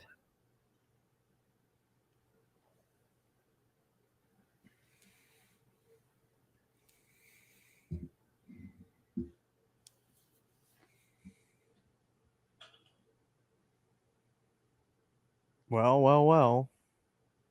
Hey, Nancy. I think Freddy might have actually touched us. Dude, look at that fucking picture behind Nancy with that girl with the massive nose. Who the fuck drew that? Oh my god, that is pathetic. It was Is a that supposed to be fucking Nancy? child, Christian. But the nose is gigantic. Dude, she could smell the rock is cooking. Yeah. Let's see the photos. You know you don't actually want to see those fucking photos. Well, I mean, the problem is this. Whenever you say something like that, people misconstrue. Oh, you nasty perv. You want to see stuff? Well, not necessarily, but I want to feel something from horror movies. And sometimes I want the movie to press the line and make the viewer feel. You know, Christian, So it's like, this is a really good place to bring up Dr. Sleep. This is the running joke, but no, seriously, the scene where they kill the baseball kid, like a lot of people say, like that's too far, but it ridiculous. makes you feel, man. What? It's horror. Why are we putting limitations and rules on horror? It's not a. It's like, can we get over the? Oh, that's not right, or it's a fake movie. It's fake. It's not real. It's cinema. You know, cinema is supposed to make you feel emotions, and you know why. Sometimes I like to press the line. It doesn't mean you want to see perverted stuff because you like it. It's But also sometimes not it's like hard. it's a fucking horror film. Yeah, it shouldn't be hard to remind yourself this person didn't actually get fucking murdered. Like this isn't real.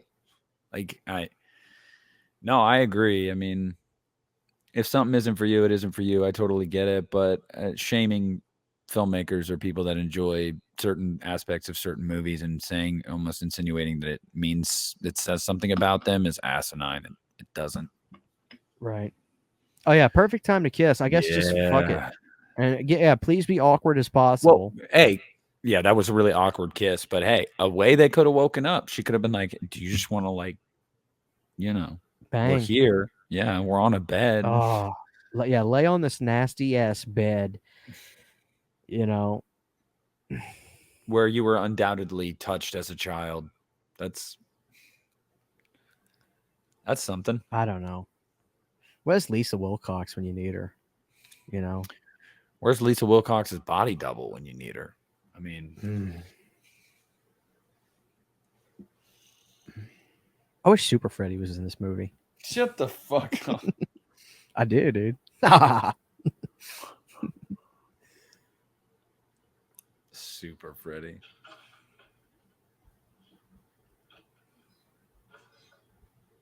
This is resourceful as fuck by Quentin, though. He's like, fuck yeah, I'll give myself a goddamn machete.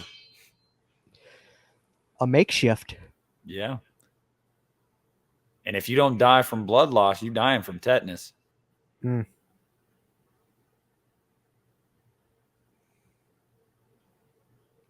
Girl, you're supposed to be asleep. Go to sleep. He's like, don't worry, I'll be fine. I'll sit down. I'll be fine.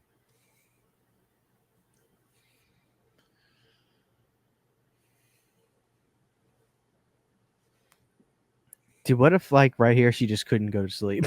She's like, I can't sleep if someone's staring at me. Like, oh yeah, good job, watch boy. Yep, great job. Passed right the fuck out.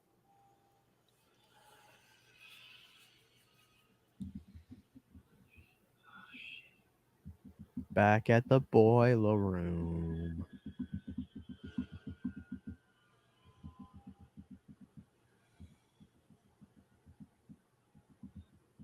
Back I at love how the his first thought is to be boardroom. like, shit, I fucking fell asleep. God damn it. Mm. Oh shit! Damn! Damn!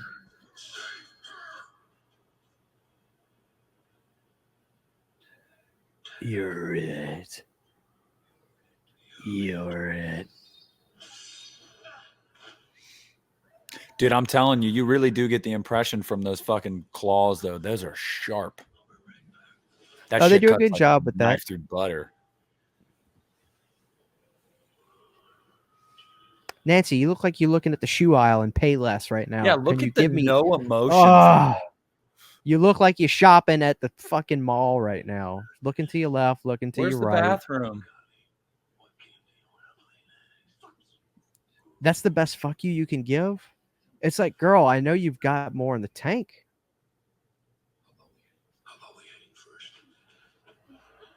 Oh shit. How about we hang first? It's real. I'm real. Oh shit! I guess the line right. I guess I remember this movie better than I thought I did.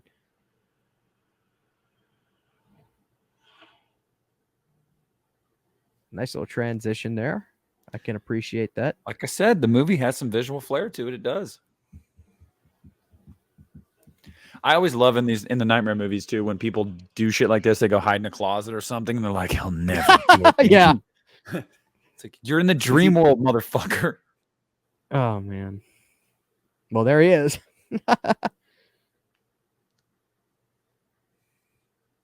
I remember. Oh, in that's my a great theater, shot. yeah, Oh man. That should have been a lot of Freddy in the movie. That. this scene in my theater got a big reaction when he's just behind her and he's like, "Boo." I saw it coming, so I didn't. I was like, "Yeah, I saw that coming," but so many people are like, "Oh."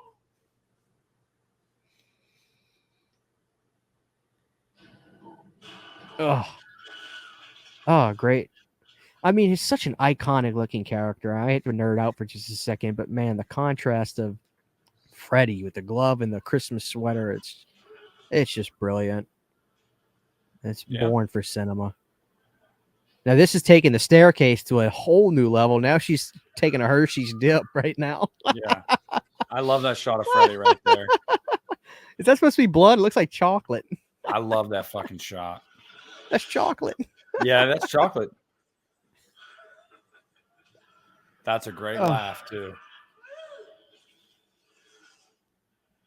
What the hell is This is a cool transition too, though. I do like CG aside, her falling clean onto the bed in that dress is like, I thought that was cool. Oh, the dress stuff is just cringy as fuck to me. Yeah, it's weird. It's fucking weird. I'm sorry. Just why do we need to go there and do that? To me, that's just I would have changed a good number of things about this. It's ridiculous. It's not scary. It's not interesting. It's just it takes me right out of the movie, right out of it. That's just me. No, yeah, I don't like the look. I just like the transition there. Like The drop was phenomenal. Yeah, but yeah, this look, yeah, it is pretty cringy. Oh, he is gross looking. Yeah, no, they hammer it home well. The real burn victim shit. Mm.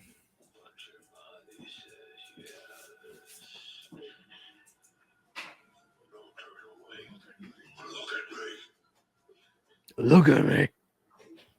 Look at me.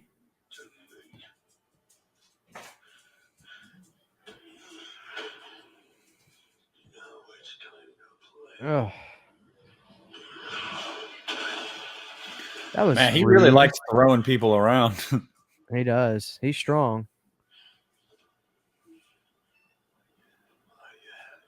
Would you watch a Freddy vs. Jason with these two characters? This Freddy versus 09's Jason? Yeah. Yeah, I think 09's Jason would kick his ass, though. I don't know, dude. I mean, Freddy is pretty strong. He's very dominant. It's like he's extremely dominant in the dream world.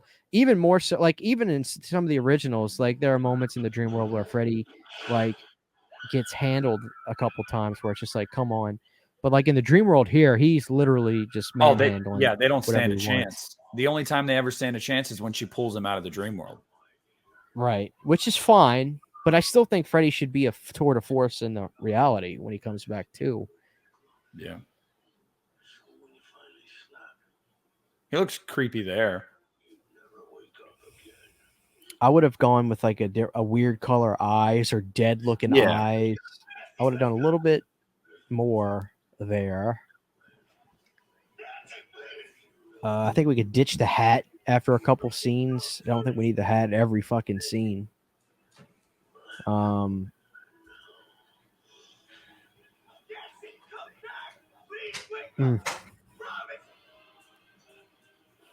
Is this the adrenaline? Dude, right in the fucking heart. I don't think you're supposed to do that. No. Are you? But do you know how bad that would tissue? hurt in the sternum? Oh, that's going through. Like, it's going through bone right there, isn't it? Yeah. Well, muscle and bone. It's a lot. There's a lot of cartilage there. Oh, it's a big ass needle. Yeah. If I were her, my first thought would be like, "Ow, you fucking dick." Okay, good job.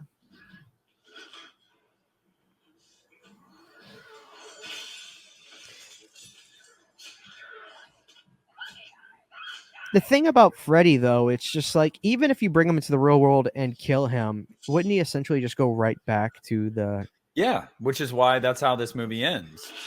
That's another thing I think you could do with the series, too, in a revitalization, is what if Freddy wants to get out of the dream world? What if he wants to come into the real world? And so he lets somebody bring him in, but he's still a monster in the real world, and he still has his powers, and he has the powers based on fear, kind of the way the creeper does, and he wants to be in the real world. He doesn't want to wait for you to fall asleep. He wants to kill you while you're awake.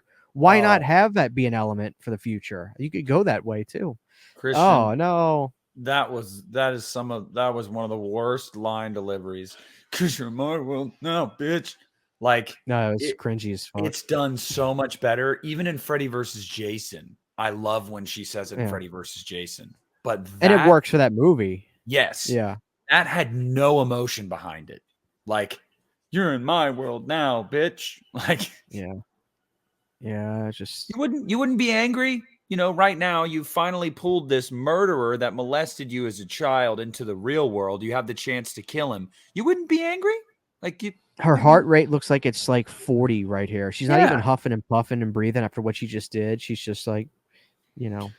All right, cool, Quentin. Let's go home. We got some problems. We got some problems. Joy Division. Yeah, there's certainly some problems there. It's clear. So I haven't really changed my mind on this movie. It's not unwatchable. I don't hate it by any stretch, but dude, from everything we've talked about, like, it's literally the things we always talk about. It's Rooney Mara's performance, and it's at times Freddy is menacing and looks great, and at times it's really distracting. You fix those two things, you really might have like the best remake of the big three. Like, seriously, like before people in the comments go, "Oh, no fucking way." Seriously, you cannot understate how important a good lead is to carry your fucking movie. Like, yeah, but unfortunately we can only speculate about that because Fred will be back soon enough, Christian. I'm talking about this movie. I'm just saying, like, it could have been better, sure, but you know, we can only imagine it. Based off of seeing this again, I understand you don't, but I still prefer the Friday remake over this. I wouldn't say by a landslide, but yeah, do you prefer Friday? Halloween? I think is. Do you prefer Halloween to both of them?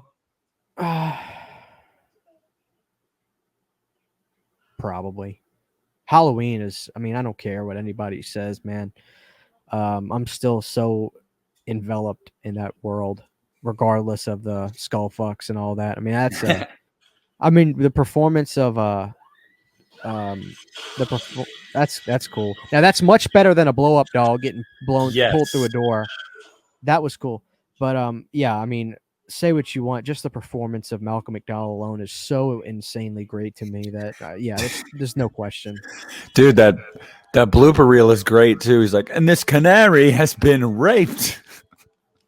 Have you Oh seen man. that blooper reel? I've watched all that.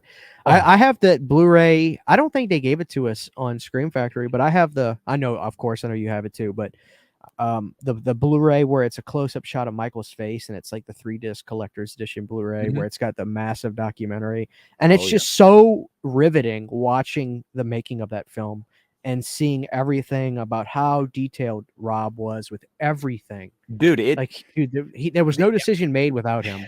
I talked about this in my live stream tonight, and I literally said it because we were talking about the 4Ks and special features and stuff, and somebody asked about documentaries and whatnot.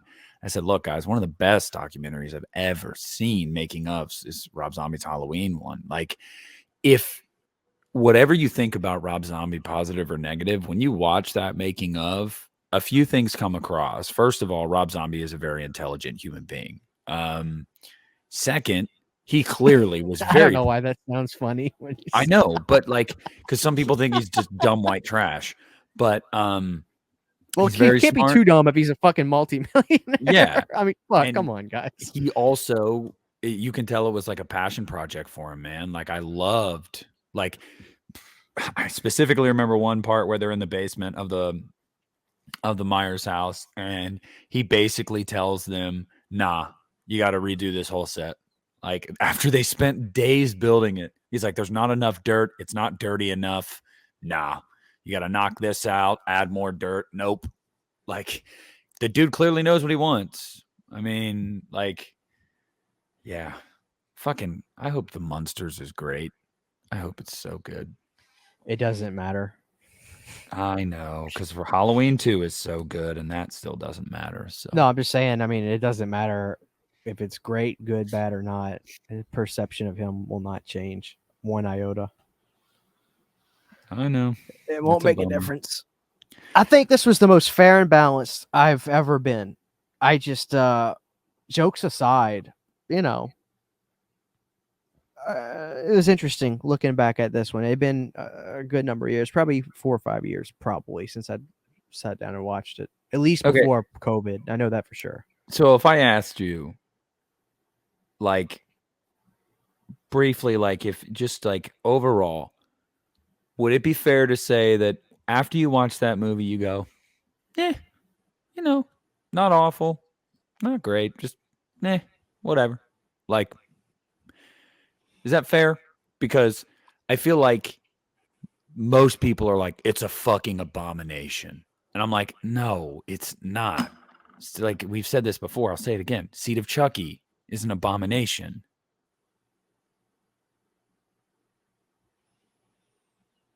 To me, Seed of Chucky is just boring, which is the ultimate sin. Um, I don't think this is boring. There are, to me, it's hard when it's like, dude, I could show this to a friend that's not a horror fan. He could very well say, "Oh, that was awesome. I loved it." We can't watch these movies through naivety anymore. It's just impossible.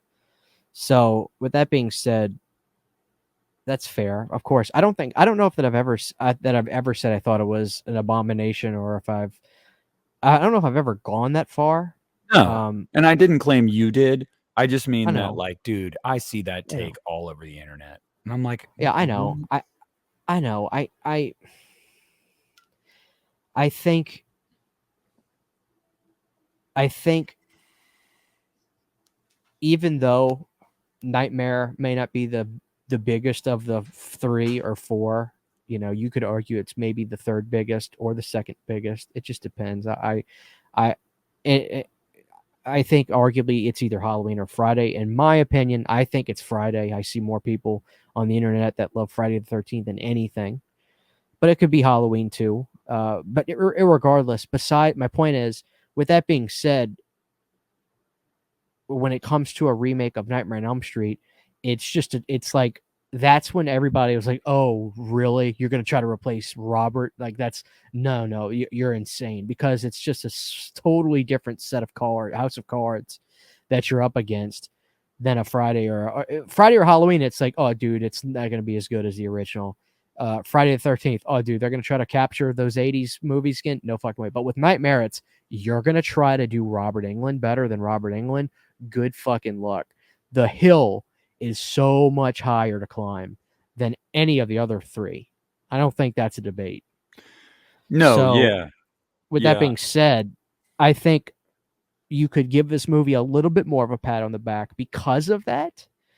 Uh, and the problems, there was no excuses for the problems with this movie, quite frankly, because if the only excuse you would hear was, "Oh, Robert, it's not Robert Englund," well, you can kind of take that with a grain of salt. But the fact that my biggest issue is the script and the production and the performances that we got and the layout of those performances, that clearly tells me, in my opinion, in a different set of circumstances with maybe a different director, maybe a less scrutinized production. I'm just guessing it was scrutinized. I think it's more likely than not.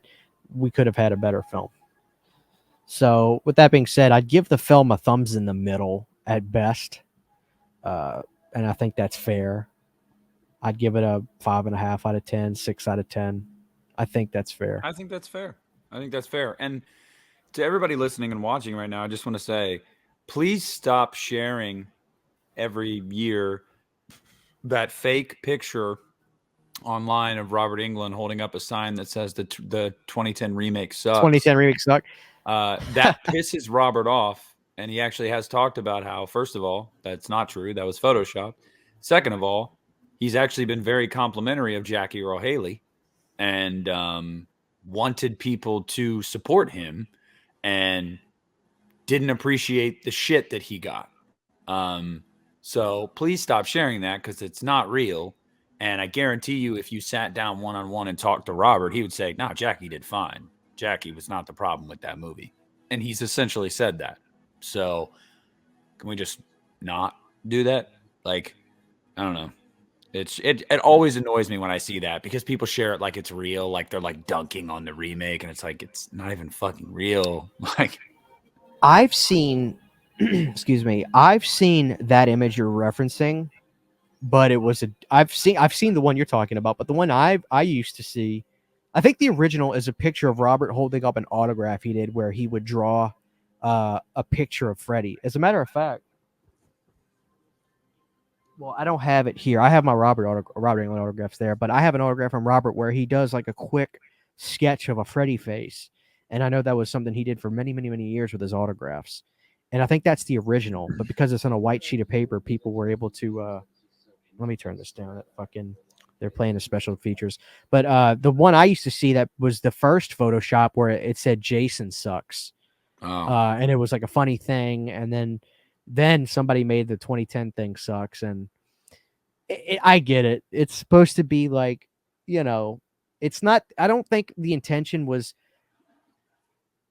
to make people think that Robert thought it sucks, but for people to identify with my Elm Street movies are not this Elm Street movie, and then but it's clear that you know Robert probably got asked a bunch about that, and some people probably didn't think it was CGI. So yeah, come on, but guys. also the thing about that too is like you got to understand that they're kind of like a brotherhood in Hollywood. Like, I'm sure Robert wants to see Jackie succeed and wants to see these filmmakers succeed, and vice versa. And if a movie doesn't come out good, they're not rooting for that, and they don't want to see these actors that participated in it lambasted and raked over the coals for it and stuff like that because they're friends. That it's I don't know, it's a job. And I'm sure if you sat down with Robert and talked to him about it, he would say, "I think Jackie did fine. I think the movie had a bad script." Um, period. Like, and I hate that that's always the takeaway. It's like, "Oh, it's not my fucking Freddy. He fucking sucks." And it's like, nah, dude, detach yourself from the fanboyism for just a second with Robert. Like, not you, but like people that do feel that way, and just understand, like, of course he's not the quintessential Freddy. No one will ever argue that, but Jackie did fine. They could have helped him out with his look, but he did fine, and he was never a negative for me from this movie. I mean, never. It was always people like Rooney Mara and not feeling connected to some of the characters and some of the CGI. That's what sticks out to me in this movie, that I'm just like, But as far as horror remakes go, I've seen far worse. I mean, way worse. So with less of a hurdle to get over too. I mean, yeah, you got to get over fucking Robert Englund. Like, you're already behind the fucking 8 ball. Like, you're at a disadvantage completely. So I just, whatever. I'm not asking you guys to love it. I don't even love it, but I like it. It's okay. It's fine. I would have been totally cool if this movie came out and it made a bunch of money, which it did, and they would have gone, okay, we're making a sequel. I would have been fine. And with that, I would have showed up and watched the sequel. And, it wasn't like when it was done, I was like, oh God, never again. Don't touch it ever again. No, I didn't feel that way at all. Freddy will be back soon enough. And if it's not Robert, we'll go through the same thing we did with 2010. Can't wait. Well, that's that, guys. Hopefully you enjoyed it. I don't know. Yeah. We switched it up. We were going to do Stephen King this week, but I don't know. We wanted some controversy. I'm sure the comments on this thing are just going to be, totally supportive. You know how it is. It's all good. Yeah, I know. The people that don't like it, they usually drop their comment right when they pull the video up anyway. So, are you going to do it? Are you going to do a trolley thumbnail? I probably will. Good. I sent you that picture, so I got it. Utilize it. Yeah. So this will be dropping tomorrow, but obviously that means nothing to you guys because as you're listening to it, tomorrow is today. So, I mean, we hope you guys enjoyed it. And I guess I'll just say it on the podcast to talk to Christian about it. I made a post on my Patreon about it. If you are beginning this month, if you're a patron of me or Christian at any level on our Patreon, you're going to get a bonus Uneeda episode every month. And that bonus episode is going to be a commentary of something. It doesn't necessarily mean horror either. I mean, we might fuck around, like I said, and watch Rocky IV. I mean, who knows? But you're going to get a bonus commentary once a month.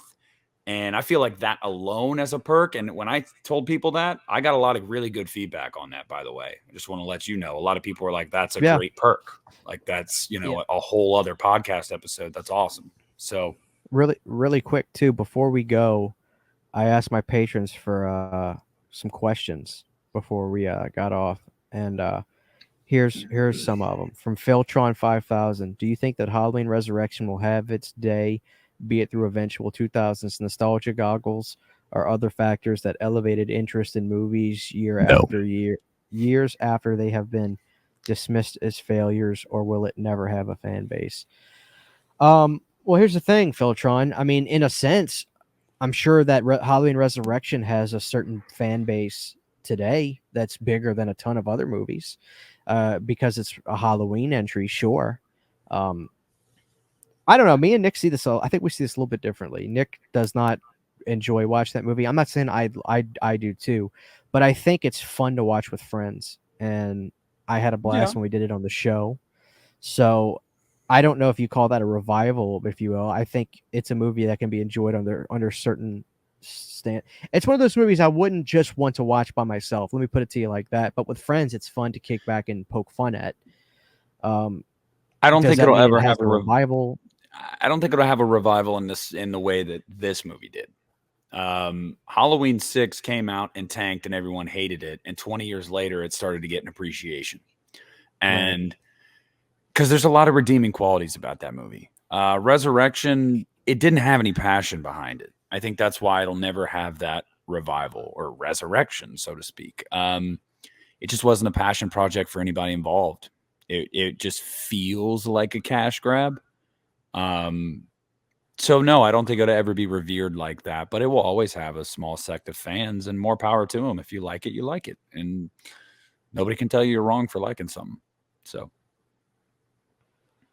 Just Me in the House Myself asks, what are some movies you refuse to watch for the first time? I know Seed of Chucky is now off the table. The Gallows Act 2, because I saw The Gallows in theaters, and I fucking hated that movie. So I will not watch the sequel, and I will never watch Slender Man again, because I saw that in theaters, and I fucking hated that movie.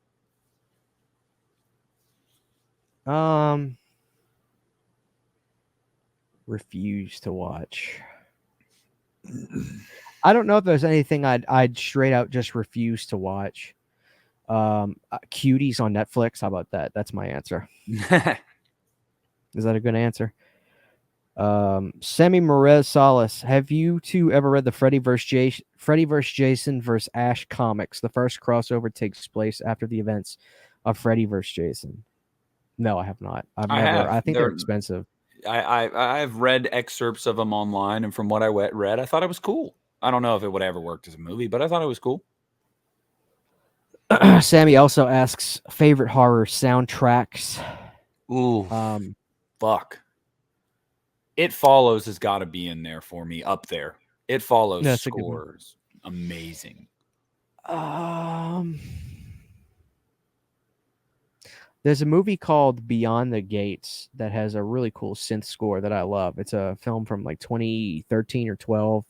Barbara Crampton's in it. Beautiful score. Check that movie out if you can't, just for the score. Film blogger Sims, if you could have dinner with any three famous people, living or dead, who would they be and why? Three famous people, living or dead. Man. I'm not going to have a dinner with John Carpenter. James Hetfield, John Carpenter, and fuck, man. These are just like right off the top of my head. No, you know what? Take James Hetfield out of there. Love you, James, but Chester Bennington, John Carpenter, and Rob Zombie. Alice Cooper.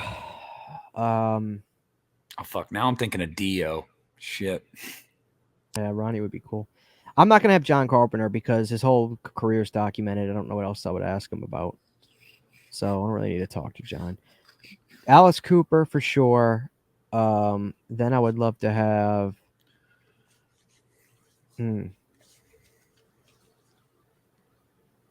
John F. Kennedy. Ooh. Yeah, I'd like to know that guy. Because everybody I've ever heard talk about John Kennedy that was alive for it, like my grandparents and he was the shit. Just other older people, they all say like he really was a human being, like that talked like a human and acted like for the people. I'd like to talk to John F. Kennedy. And let me throw in a wild card here. Third famous person I'd like to sit down and talk to. Andy Warhol. Talk to Andy Warhol. All right, I'm going to change it. I'm taking out Rob Zombie and I'm putting in, I'm dead serious, Jesus Christ. Okay. Gonna let that marinate. Come on, dude. Fucking Jesus. Like, hey, man. Then you're going to be real fucked up if he doesn't show up, because that means...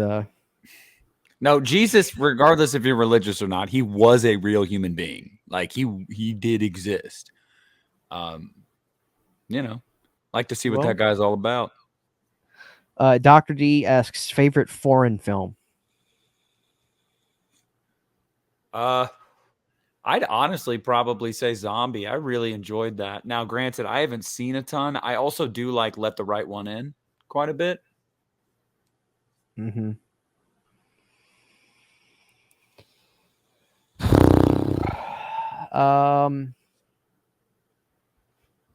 I don't know. That's really hard to pick. Go with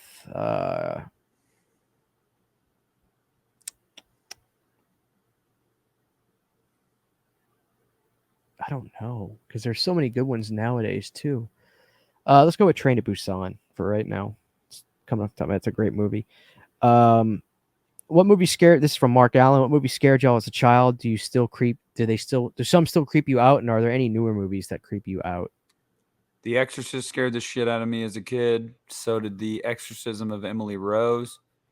And modern day movies that definitely freaked me out in different ways would be like The Conjuring, Hereditary, and The Autopsy of Jane Doe. Autopsy was good. Hereditary is the only movie in recent years that creeped me out the first time watching it. Now I watch it with just such a passion for how good the movie is, but that certainly got under my skin. But as a kid, all the stuff, everything got under my skin, if I'm being honest. I was a scared kid. Everything scared me. Deep Blue Sea freaked me out. All that shit. Oh, fuck yeah, me. dude. Oh, yeah, that movie's fucking great. Mm-hmm. I'm not reading Nick's comment, but the last one we have from Zachary is, what's your favorite Stanley Kubrick film? The Shining. I mean, I know that's the answer everybody's probably going to give, so Christian will give something different, but The Shining. That's my gut instinct, but Dr. Sleep's better, but The Shining. Let's see. What'd that Nick guy say? You know what, dude? Full Metal Jacket's pretty fucking amazing. Oh, fuck. Eyes Wide Shut is amazing. Clockwork Orange. I might say Full Metal Jacket, honestly, actually. Not going to lie. Full Metal Jacket really is amazing.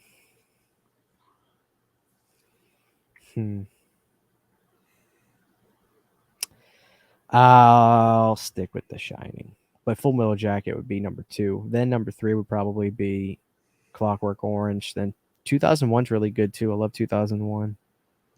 Eyes Wide Shut's great. I don't know. It's hard to pick, but I'll stick with The Shining. And then for anybody wondering, I asked him, why are you the way you are? So, yeah. And Patreon's weird. Like, when I'm as a patron of Christian, it's not the Lost River Drive-In, since that is a account that you can become a patron of. So it's like my public patron.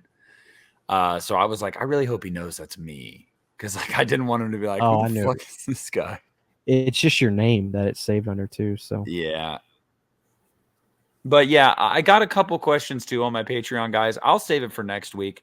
Because I know some of my patrons didn't see the post yet. I think I got like 4 comments. Don't worry. I'll keep them. We'll answer them next week. We've gone well over 2 hours. And your boys got to work in the morning. So, you know. Yeah, so we're going to wrap it up, guys. But I do hope you enjoyed this episode. So, yeah. Thank y'all for listening. We really appreciate it. I don't know what it'll be next week, but hopefully it will be riveting as it usually is, I hope. Cult of Chucky. Fuck that. No. We love you guys, and we'll see you next time. Take care. This has been a production of the Uneeda Horror Podcast. You need it, we got it. Thank you for listening.